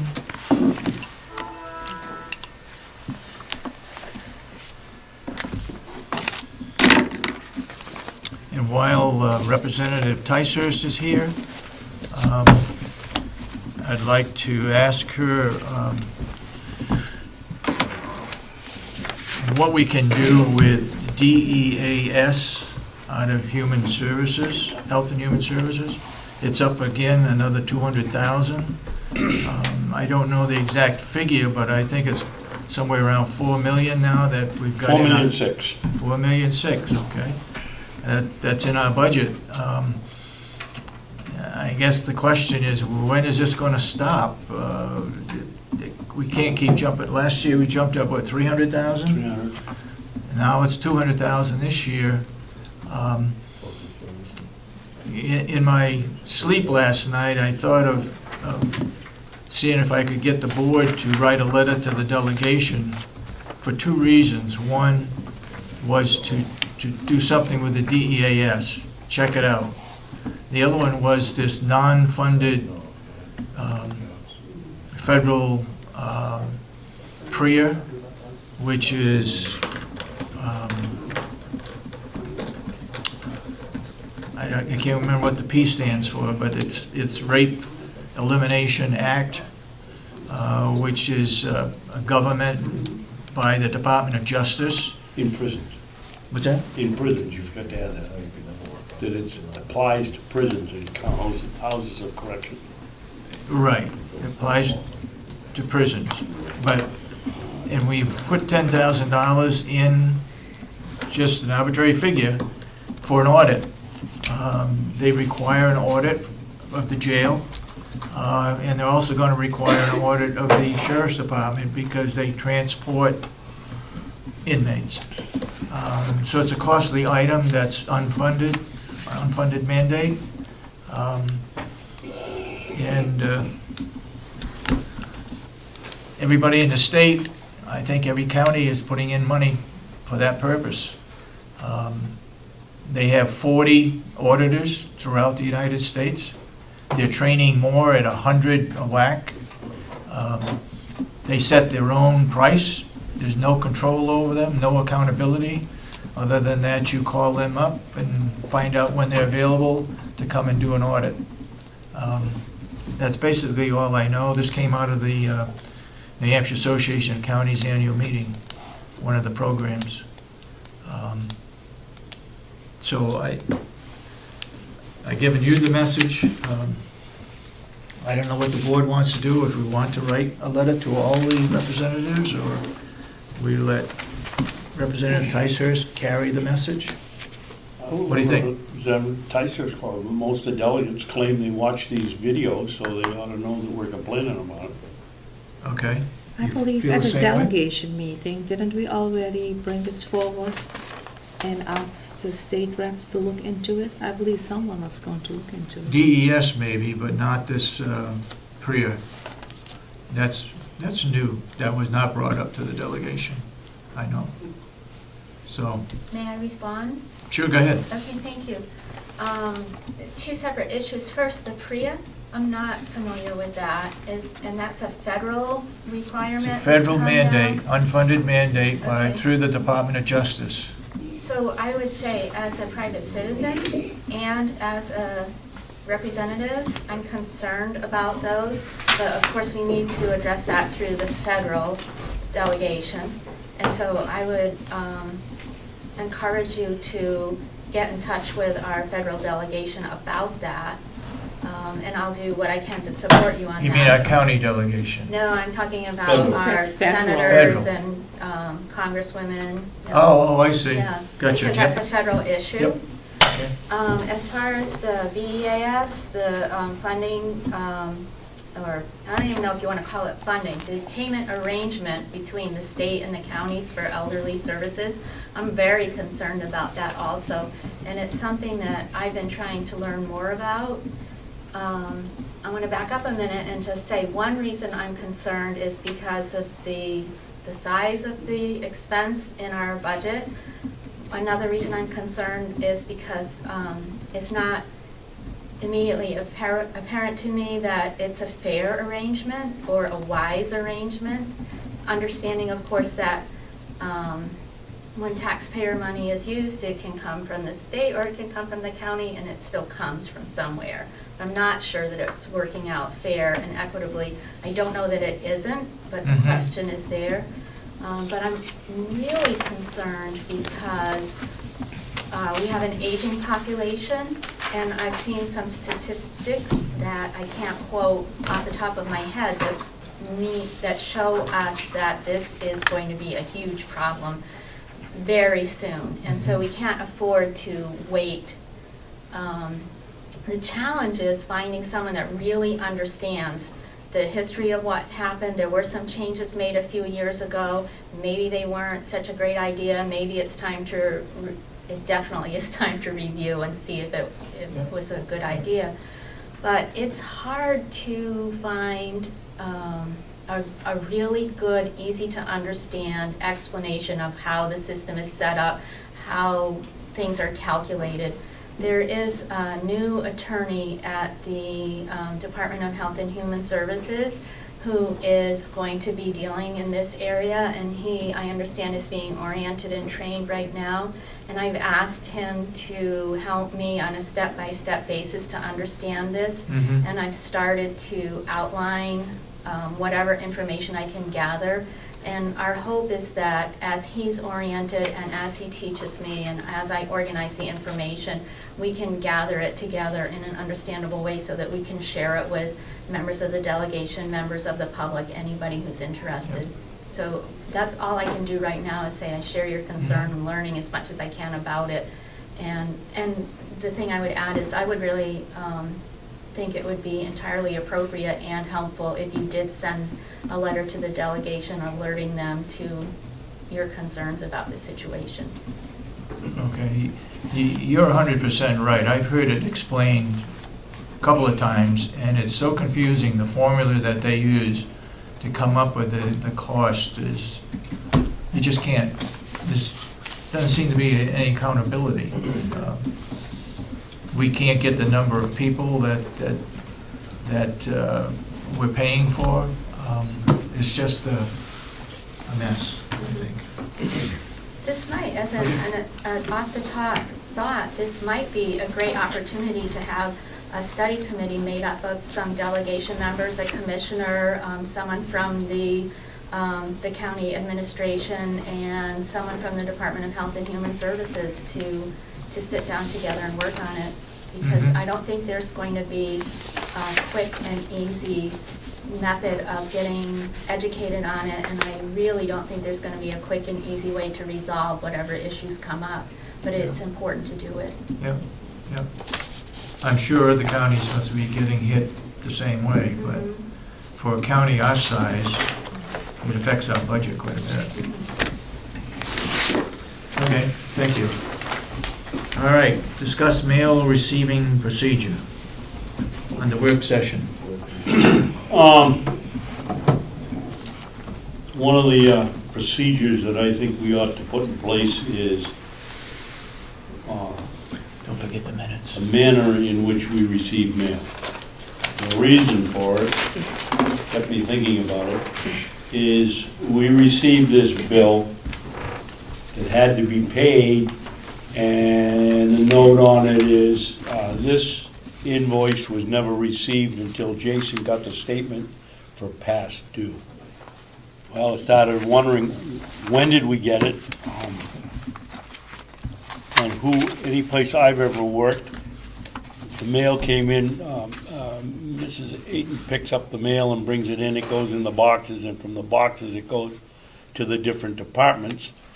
And we should have in each department somebody with a time stamp, stamping each piece of mail that comes in, because we need to know when this, if we're gonna sign invoices, when it came in. I had 4, I've got on my desk invoices for Huggins Hospital. You know when the person was admitted, but it doesn't, you can't tell whether we got the bill right away. It was 6 weeks ago, 7 weeks ago, whether it was a bill that we got right away, or whether we tucked it away somewhere, or whether they just sent it out. So I think we ought to request that each department come up with their own procedure for time stamping any incoming mail, so we know where we are. Where was that addressed to? This one here? Yeah. Shipped to the Department of Corrections, Carroll County. Then they should have received it, right? Well, that's a whole nother issue. The idea is, I can't tell whether this is a copy of an invoice. Did we just get it last week? Or this was dated 12/20/2011, or did we get it 2011, that's? yeah. If you had a timestamp on it, you'd know it came in here on 12/25. I had requested of the people downstairs in our office that they do exactly that they stamp it as when it was open, when we received it, so then we would know. But this ought to be a process, That David, could have for the gone- entire county, because Ann picks up the mail, the girls put it in the boxes, the different departments come and pick it up, whoever is in that department, we've got the nursing home, which has a high priority on privacy. Somebody in that administration building ought to be qualified to take that mail every day and stamp it. If it's personal to Howie, it goes to Howie. If it goes to somebody else, she opens it and stamps it. Yep. Or in the one to Howie, she stamps the envelope. But Okay. we shouldn't be just going fly by night. This is 2 years old, and we don't know when we got it. I know, I don't know of all the mail, but sometimes I receive some mail and I see it is stamped, or they put something on. I mean, everything should be stamped, even if we get bids. We should have a stamp when it comes in, because we have a deadline too.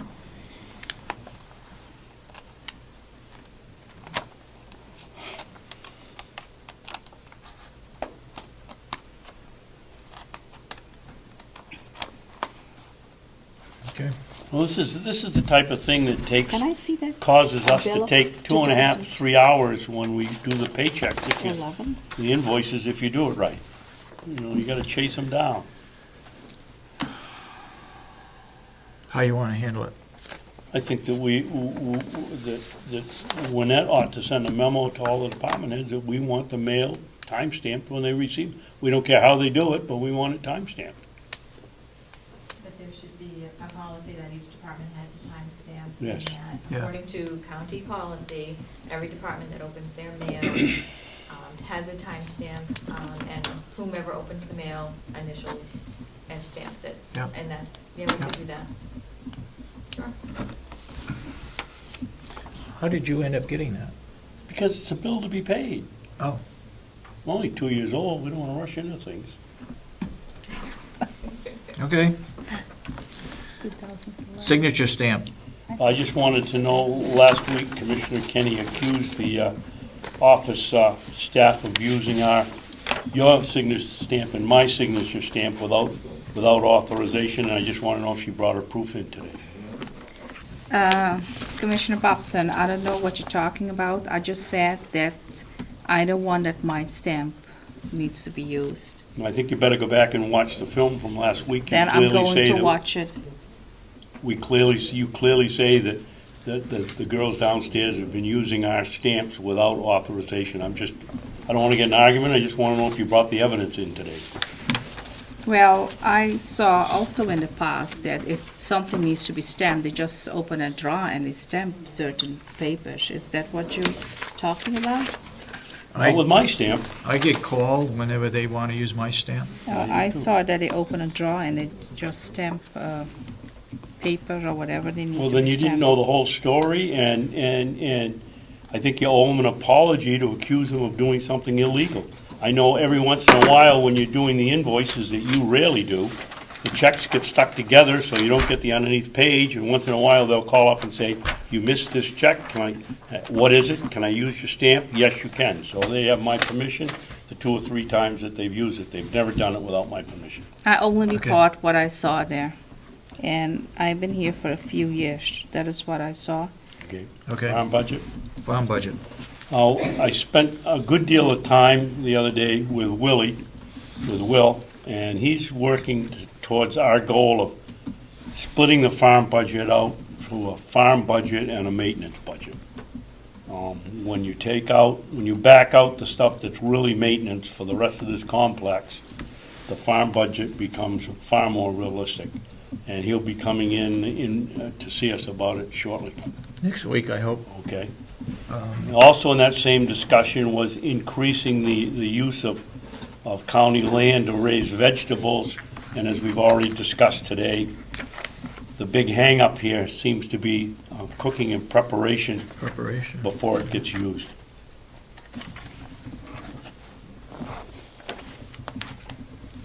Want to go to the next one? Yeah. We're on a roll here. Purchasing. In doing these invoices every week, one of the things I found out that different organizations that sell the jail and sell the nursing home and sell the administration building may have different purchasing discounts for the different departments. And when you call in, I had one last week, and it was, I can't remember, it was a nursing home that had the deal, and it was for one of these other buildings, and they said, oh, we didn't know it was the same place. Yeah. So one of the things I would suggest, another thing that you would do, Lynette, is somehow we get all our purchasing done under the same name, so that when we work a discount with somebody, that they don't say, oh, well, we didn't realize the Carroll County Jail was part of the Carroll County complex. Duh. So we need to do that, so that when we order something, some places, I think it's the, we called one of them, I think it was a office supply place, they had 3 accounts for Carroll County. And that doesn't help us with our quantity buying. So I would hope that we would let everybody know that we're one organization. Next. Go ahead. We've made a real attempt in the last year to get the departments working together. And Lynette has had 2 or 3 meetings. I think Jan had a couple. Unfortunately, not all the department heads are showing up.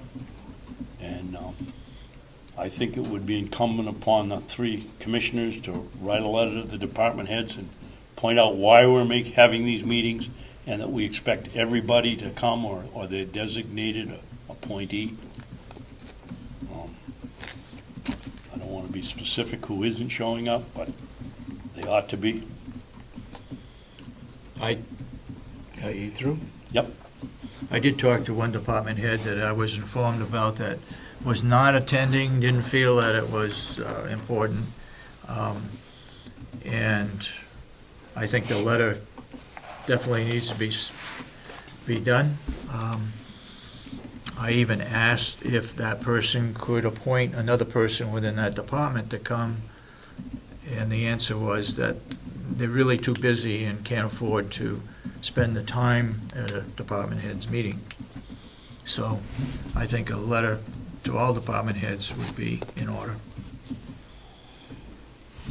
So I won't be writing that department- letter because of my lack of tact, I assume. Somebody else will be writing it. But you're an English major. Well, I can correct it. You should be able to. I'll correct it. So Next. Jeez. Okay. Um, Go ahead. You got more? Yeah. Jeez. Where are we on It's not Kronos this week? Are we going to be running parallel? Are we going to be running it on its own? We're now in probably year 4. It's about time this thing works. I think frankly we ought to have somebody coming in here every week reporting on the what's the word I'm looking for? If, Progress that we've made on Kronos until we find that it's working. Lynette, do you think it would be appropriate to appoint Debbie in charge of the Kronos system? She had been appointed and being the overseer and the responsible party, and she has done a great job of trying to coordinate all that. And it's just a matter of the finance office doing it through Kronos with collaboration with ACS, because that's the payroll system. Kronos is the timekeeping system, Yeah. and it just needs to be done there Okay. in finance. If we decided today that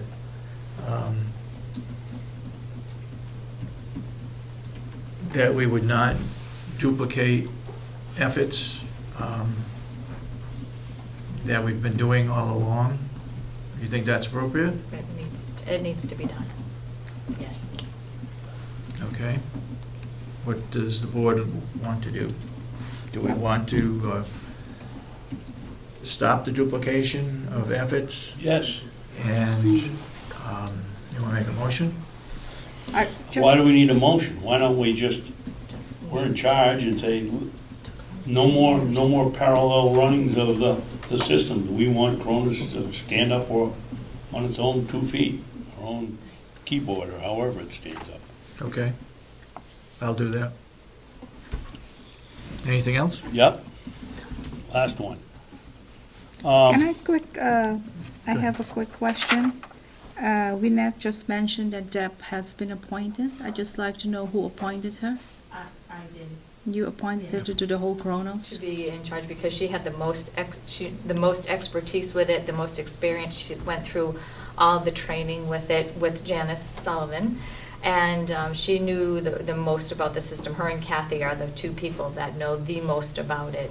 And when I came on board, I know the commissioners were adamant that they wanted this system to be up and running, and it was actually on some tapes even before I was hired. So I have asked Deb if she would be willing to step up to the plate and be in, the Kronos guru. And she absolutely took on that role and has done an excellent job at it. So. She came in and gave us an update and said there's no reason why it wasn't effective. I forget what the date was, but it was 4 months ago, 5 months ago. Almost a year ago, yeah. Okay. And I think And that was when Janice Sullivan was here. You're correct. Yeah. So. Okay. you got Last another- but not least, the control technology bill, again, has showed up. This is for the 3 thermostats in the nursing home that had to be moved because they weren't in the right place. And I know for one, I didn't tell them to put them there. I suspect it was either the heating and ventilating people or the architects, and we shouldn't have to pay $624 to move them. If they made the mistake, they pay for it. And so what do? Write them another letter, or you want me to call these people up and say, stop sending us letters, we're not gonna pay it? Or go see Would you do that? AG&E or whatever the name of the architect was? I believe Commissioner Solomon said that was going to be sent to the designer of the system. And what I that they thought. would pay for it, That's what I thought. and not us. And is a letter sent to the designer of the system? I don't know. What was the letter? I don't know. I asked. All I know is she was handling it, and that was her reaction, was that she was going to have someone else pay it, not us. So they keep on sending reminders for the bill? What's Is that? that what they're doing? We're getting reminders for the bill? Yep. Yeah. They must feel a little bit guilty because they're not charging us interest for over it. Maybe they will add it. Okay. You got anything else? Nope, that's it for today. Commissioner Kenney, do you have anything else? We gotta do the minutes before we. Yeah, I know it. No, not today. Okay, let's do the minutes then. I have the minutes here of last week, November 6th. I know I received them, I believe, this weekend. I couldn't open it, so I just received this on my desk, so I didn't really have a chance to read it. I was looking quick through it, and I see a couple of inaccuracies here. If we go to page, I didn't read the whole thing, I was just looking quick through it because I couldn't open it. If you look at page 8,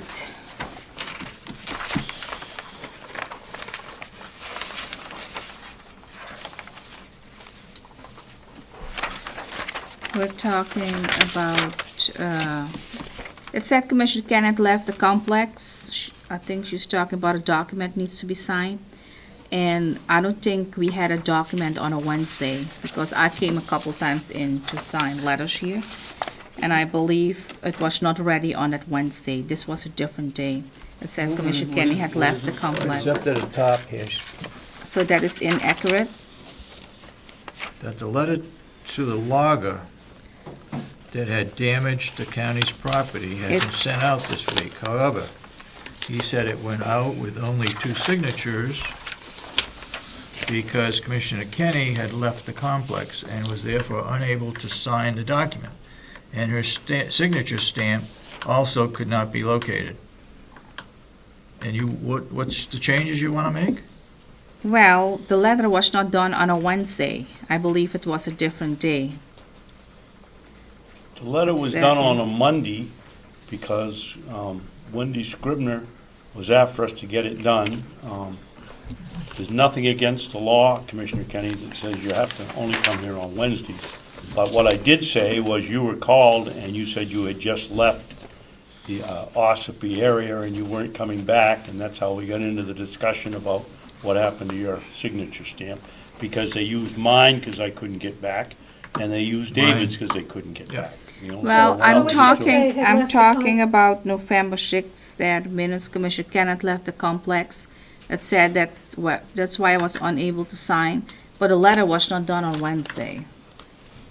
No, it's done on Monday. Yeah, on Monday. but she said I didn't sign it because I had left the complex. It should So say I she would think left that the Ossipee area, right? Ossipee area, yes. Okay.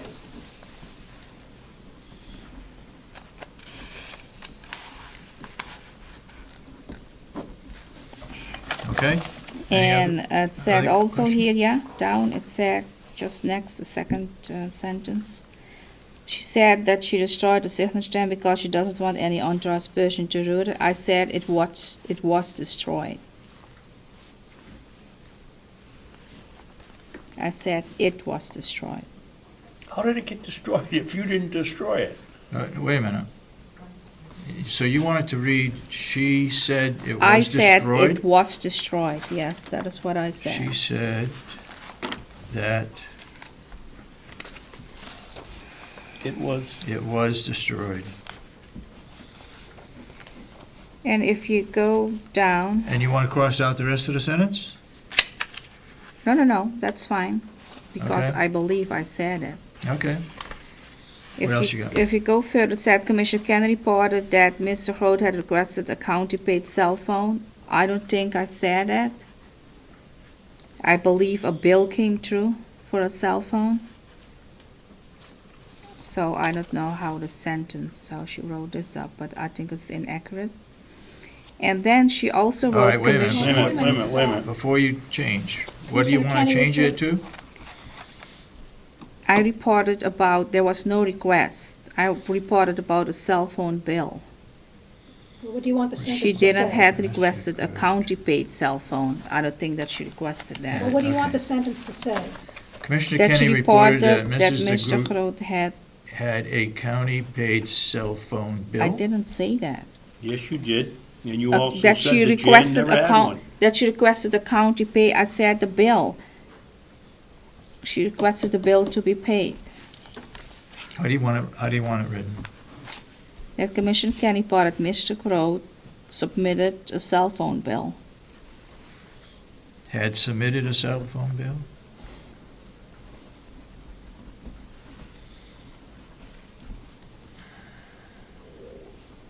To the county? Yep. And there is another sentence in, but I believe didn't say. It said But the rest of Commissioner. that is okay. Yes, She questioned this request, Yes, saying I that it was said not that. part of her new director's agreement? it was not part of the HR agreement. Commissioner Kenney also objected to the proposed increase in Mr. Groot's compensation. I didn't even think that we talked about that. The only talk that we had was about the bill, the cell phone bill. And what increase compensation, what's that? Commissioner I Kenney don't- You also objected to complained the that she was only proposed here 6 increase. months and was already being up for another raise. I think that, No, we didn't talk about that. You did Person- say that. personally, I think that sentence ought to be Yeah. taken out. We Okay. had no discussion about that. The only thing what was brought up was about a cell phone bill, and that's all. No. But we can correct that by taking it all out.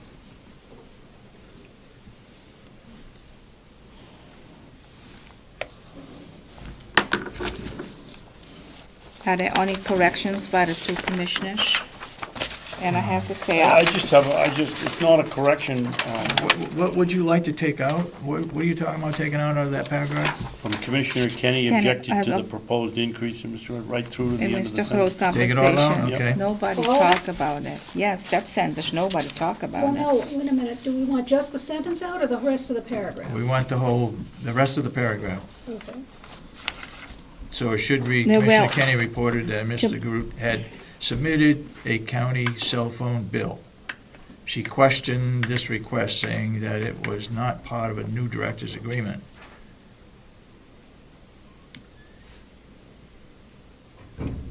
You need to take out Commissioner Kenney also objected to the proposed No, we increase got that part. because we never discussed that. And I think the rest we talk about that. That is accurate. After that is accurate.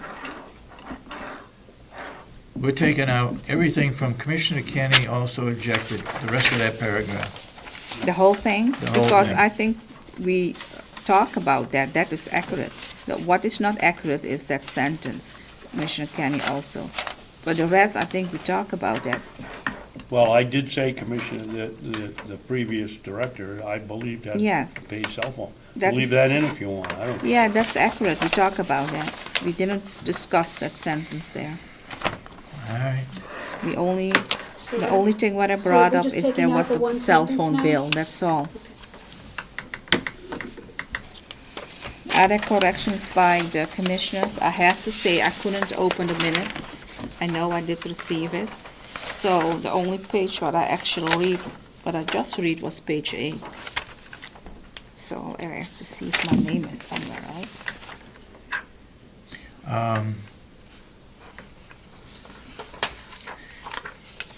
Lynette, am I wrong in saying that the next scheduled union meeting was December 19th?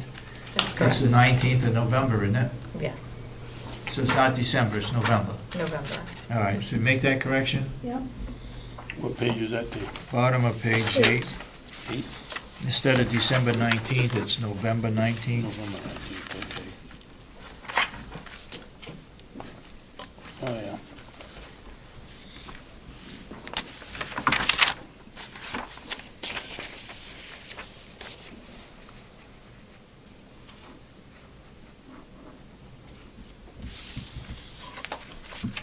I have just one question, and I'm not questioning the ahead. minutes, but on page 2, Commissioner Kenney said that Ruth Rath Young and Pignatello had been hired by the county on previous occasion to investigate several issues at the nursing home, but they had closed the investigation without completing it.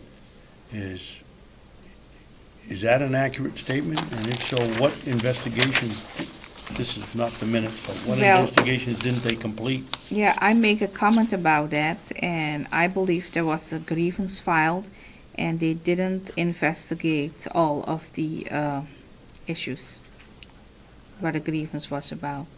How do we know But the way that? it's worded here, because you need to read you read a contract? Read the contract and see what it said. They were only going to investigate one issue, not the other ones. But the way it is worded here,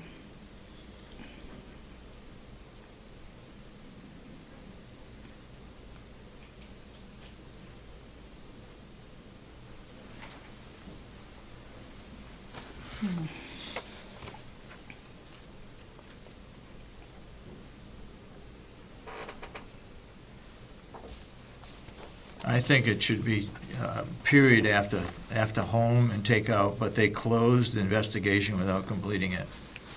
I don't believe that was done. You said it, but if you want to leave it in, you said it, so, or you want to take it out? now it can stay. Okay. It stays? Yep. Okay. Anything else? I'll move that we accept the minutes of November 6th. That's corrected. Do I hear a second?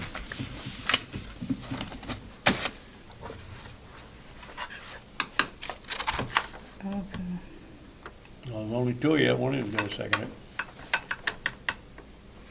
I'll second it. Any further discussion?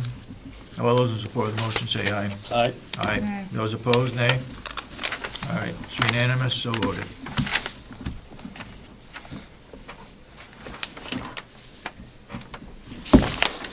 All right, anything else to be brought up today?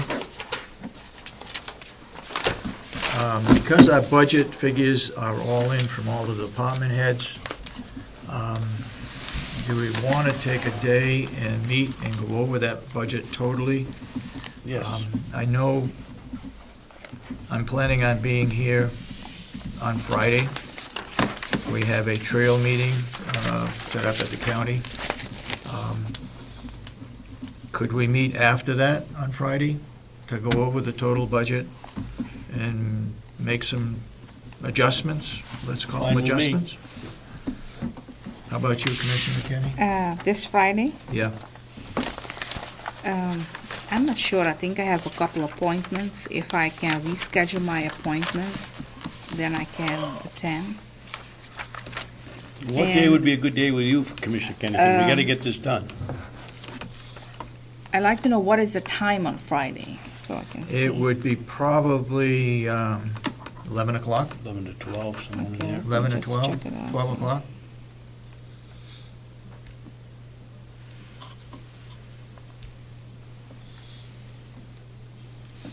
Do you have another date?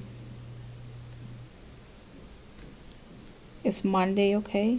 The other alternative would be, one alternative would be to do it on the 20th, but the budget has got to be done on the 27th. Wednesday, the 27th. Got to be completed and ready to go to Concord. So another day you said is Wednesday, November 20? That's a possibility if we want to devote the whole Yeah, I like. to- meeting or maybe the whole day. Well, it works for me, November 20.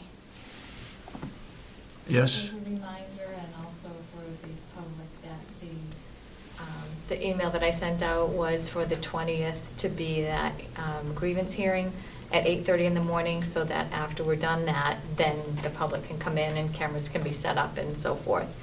So 8:30 in the morning would be the grievance hearing, and then Okay. we would go on at 10, 9:30, 10, I'm not sure how long it will take, with the public meeting. I would prefer Friday, and the sooner we get it done, the less we have to worry about. In case we need extra time to go look at something, you're down to the 20th, you're cutting it awful close. Is that a meeting that you would want me to attend? No. No. What about next week on Friday? The 22nd? Yeah. If we are not getting through it on Wednesday because we're starting a little bit later, she said we're going to have a grievance. We can do it Wednesday, but if we're not getting done on Wednesday, maybe we can do it at Friday.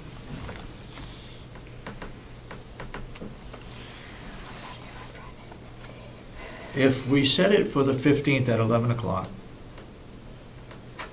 and we put it together, Kathy Gary finalizes it, and you can review it, would that be okay? I can feel it, yeah. Or if you could make it on Friday, it'd be great. Yeah, I will try. And this at 12 o'clock, you said? You want to make it 12? Well, On Friday? I can't believe the trail thing's gonna last 3.5 hours, do you? No, I don't either. Unless there's the captain. Yes. I'm hoping that trail meeting is an hour. An hour.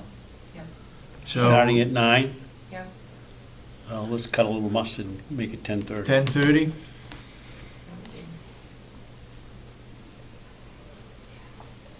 Okay.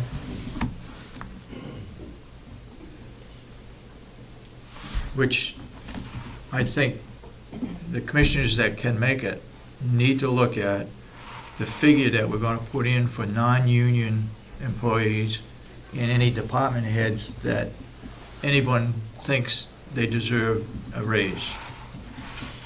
Okay? And then we'll go down through the budget line by line and see where we can make adjustments. Or, we can talk about it right now, but you've got to leave, right? Sooner or later. Okay. Anything else to be brought up this morning? You got anything to report on the Trails Committee Melissa? No, not till Friday. Okay. Anybody? Okay, we'll open it up for public input before we forget it. Anybody, public input? Seeing none, wouldn't they? Yeah? Okay, I have some. Regarding the nursing home, talking about buying a cash register for the cafe that accepts credit cards. Yeah. And that would only be for use in the cafe to do food transactions. If I understand credit card machines, which I don't have a lot of knowledge about them, but they charge a fee per transaction to the owner of the machine or the person leasing it. Yeah. I was wondering if any thought had been given to having an ATM in the nursing home instead. Personally, there's been a number of occasions where I've wanted to support a raffle or something else going on at the nursing home, but I didn't have any cash. And it would have been convenient for an ATM, and perhaps, families visiting, friends, people coming on farm day. There could be a lot of opportunities for people, and maybe the county could earn some revenue. Is there a cost involved with ATM? Sure. Or does Well, the bank foot the bill? $2.50, $3, $3.50 if you use the ATM machine versus going to the bank or one of their branches. Oh, really? And I don't know what the cost to the county would be, but when you use an ATM, you typically get charged between $1.50 and $4 in some places for withdrawing cash. So I didn't know if the county would get to keep a portion of that versus having a credit card machine in the cafe where you'd have to pay for having that service. Do you know? But I would agree with, they said that Rob believed that there would be more business in the cafe if there was a way to use debit and credit. Right. I know just some work crews in the area that do town maintenance and stuff, one of the things that prevents them from coming here for lunch is that there's no way to get cash, and none of them typically carry cash, and that might be true for other people. Okay. So I just... I'll talk with Rob and see what other alternatives might be available. Spyglass, did you do anything with that yet, or did I miss that? The minutes does not show any activity. Okay. However, I thought, my understanding was that Spyglass would be sending all documents to Kathy Geary, that if we wanted to sign a contract, that would be the time to do it. Well, then let's have her call Spyglass and see Okay. if they're gonna send the stuff. We haven't taken any votes on it, Melissa. Okay. No. Didn't know.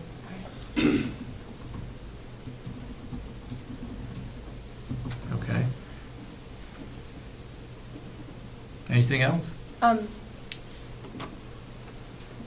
The increase in the LNA salary, Yeah. across the board for the LNAs, It was not across the board. would you mind explaining that a little better? Why it was done outside of the union contract, or if it was an addendum to the contract? It was or done how by did the it- subcommittee of the delegation. Okay. Recommendation to the full delegation that LNAs be given an increase, and the DON established what LNAs would get what, because some were here longer than others, and so she pulled it all together. There was a longevity issue with it, and it had to be divided. The director of nursing had to make that determination. So this, I could go back and look at delegation tapes from last year's budget approval. It was in that It was at some in, point? it was Okay. placed in last year's budget and approved by the delegation, yep. So how could that be done? All right, so it was kind of done in the midstream of the contract, because you're negotiating contracts now. Why didn't it just wait until the new contract was negotiated and payroll increases were added then? Because the new contract goes into effect April 1st, next year. Okay, And they approved it for use this year, so it's going to be retroactive back to April 1st, this year. okay. All All right, I'll have to do some And more. the union ratified it because it affected a portion of the union contract. Normally, the union agrees to it because it's an increase. On the other hand, they might look at it and say, well, it's out of whack, somebody else, it's getting closer to somebody else's wages, and therefore, we don't agree with it, but they agreed with it. Okay, I'll have to go back and refresh. I'm sure I sat through all those meetings. We did that a number of years ago when Commissioner Lyman was here. She went through the whole nursing home payroll and made all kinds of adjustments back and forth, which again was approved by the delegation. Because they were not in sync, and so she corrected them. Just seems like a lot of work and money goes into approving union contracts, and then with just a stroke of the pen, you can kind of negate all that work that you did by either, I suppose you could add, I don't know if you could take away, the union probably wouldn't agree to that, but. The union tends to go across the board for everybody. Yeah. In this particular case, when the subcommittee looked into the LNA wages, they were convinced that they were low and needed to be adjusted, and so they adjusted just the LNAs. Okay. Okay? Yeah. On the jail, what happens if you refuse to do the PREA audit? Does the jail We don't know, we haven't We tried don't it yet. know. Right? I think I heard that there was no penalty. However, you're given a certain period of time to have that audit done. But it's just no accountability, it's too loose. Especially when the auditor can charge whatever he or she wants to charge and spend as much time as he or she wants to do. With their auditing, I'm sure there's a whole list of things that they would look at that I'm not familiar with. And currently, our facility doesn't accept federal inmates, Correct. although there had been some discussion about that. I would assume that if you wanted to enter into an agreement to accept federal inmates, you'd have to comply with all the federal mandates. Yep. But in this case, you're not accepting them.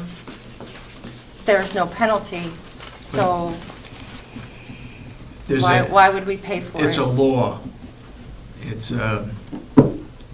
again, it's, I think it was a newly proposed. it's an act rule or an act. that was established. Unfunded mandate? Unfunded mandate, correct. And it's Rape Elimination Act. Rape, I don't know what the P stands for, whether it's Prison, Prison Which- Rape Elimination Act. which we don't have a prison, we have a jail, but But it Well, covers- it that's covers- semantics. Doesn't matter. Yeah. Yep. It's just, okay. Also on the jail, how long has the roof been leaking, and why is it an emergency now versus 5 years ago when it started? Well, if you knew it started 5 years ago, why'd you ask the question? Yeah.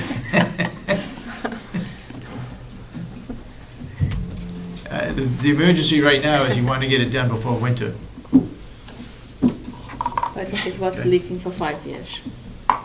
I don't know if it was leaking. She said that, I didn't. And I don't know if it was in the same spot, so that kind of brings me to my next question. Is there a plan, after the jail was opened and operating, was there a long-term plan in place for, 5-year, 10-year, for this is when, I don't know if it would be a capital improvement plan, but when systems needed to be replaced, when the roof would be, or are we just waiting for stuff to leak or break and then Waiting fixing for it to it? leak, waiting for it to break, waiting for the snow to clean the The clean air HVAC unit conditioner out? But we did hire Joe to help us find those problems. Sure. So there's no. We didn't real- hire him. He's working for us. He's an employee. That's what I say, we hired him over the jail. He wasn't here before the jail was built. Oh, They gave him their own maintenance man so he could find the holes. Okay. So there is no plan that I could look No. at to show what needs to be done on the jail? over? Not like it was with the nursing home. The new Okay. nursing home had somebody come in to make sure everything was done according to what was agreed upon. She's not I don't talking about think that. that She's was, asking I if don't we think have a that happened long-range with the plan. jail. And I suppose that could also apply to the nursing home then. Is there a 5-year, 10-year, 15, 20-year maintenance plan in writing for the nursing home? Is there anything, No, I mean, you've got good that maintenance. would be up to Bob Murray. He's the maintenance man at the nursing home to pull that together. Okay. David? I'm not sure that it's a specific plan, Melissa, but he operates on a schedule of repairing belts on generators before they go, oil filters. In the jail. And we try to do the same thing at the jail.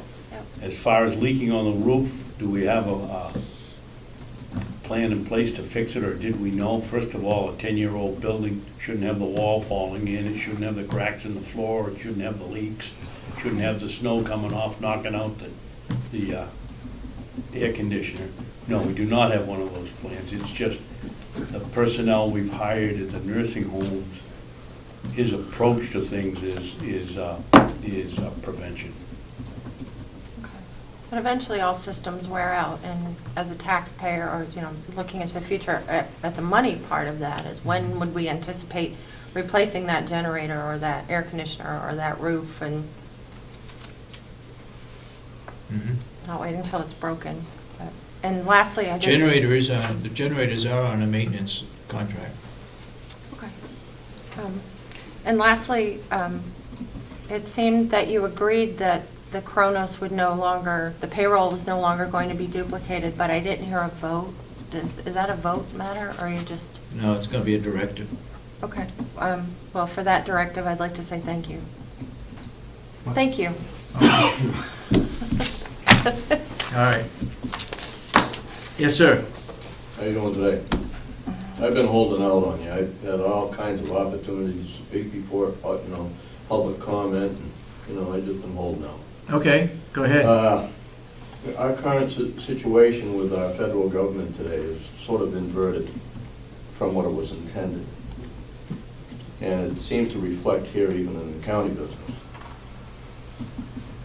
All too often, we like to automatically submit to government mandates, especially the unfunded ones. That's wrong. You Agreed. sell us out every time you do that. At every turn, we got sobriety checkpoints. Those are unconstitutional. I don't care how you try to scribble it out. It's wrong. Dead wrong. And, we don't answer to our legislature. We don't answer to the federal government. We're supposed to be self-governing. And the power tier for government starts at the bottom, where the foundation is laid. Like a pyramid, the people hold it up. But the federal government likes us to believe that it's inverted. That the power structure is all on top. When politicians and elected officials take upon the seat the responsibility to the community, to the people, they're in servitude. They're in service. They hold that responsibility to conduct the county business on behalf of the people. Yeah. And maybe just a poor choice of words, but it is a reflection of what the federal government does to us today, is Commissioner Babson said, well, we're the boss. No, sir, you're not the boss. You serve the people. And, I needed to do it on a broader spectrum to point out how our federal government has affected our conscious mind. We need to go back and check what our government structure is supposed to be and from where the power comes. Sorry I held out so long. No problem. All right. Thank you. You're Go welcome. ahead. John, I'd like to clarify something. I didn't say that we're the boss in I'm sure that's Okay. correct, and I No, understand that. we were talking to employees. We weren't telling the voters that we're the boss, we're gonna do what we want. We do manage this facility, and we are the boss to the people that work for us, and that's the only That's way what I it meant is. it. I didn't mean it, that Right. we're the boss to the voters, which I think it But I came think my across as you state. saying it, I Right. did. And I don't disagree with you. But I think what you said kind of triggered my thoughts in a way of how the current perceived structure of government is, and it's wrong, it's upside down. And that's my point. And I just used what you'd said to elaborate on it. Okay. I wasn't trying to point any fingers, it's just a use of words. Thank you for your, Babson here? thank you for your comments. Thank you. Anybody else? Seeing none, do I hear a motion to adjourn? I'll make a motion to adjourn. Second. All in support of the motion, say aye. Aye. Aye, so voted. Thank you all for coming. It's been my pleasure, Mr.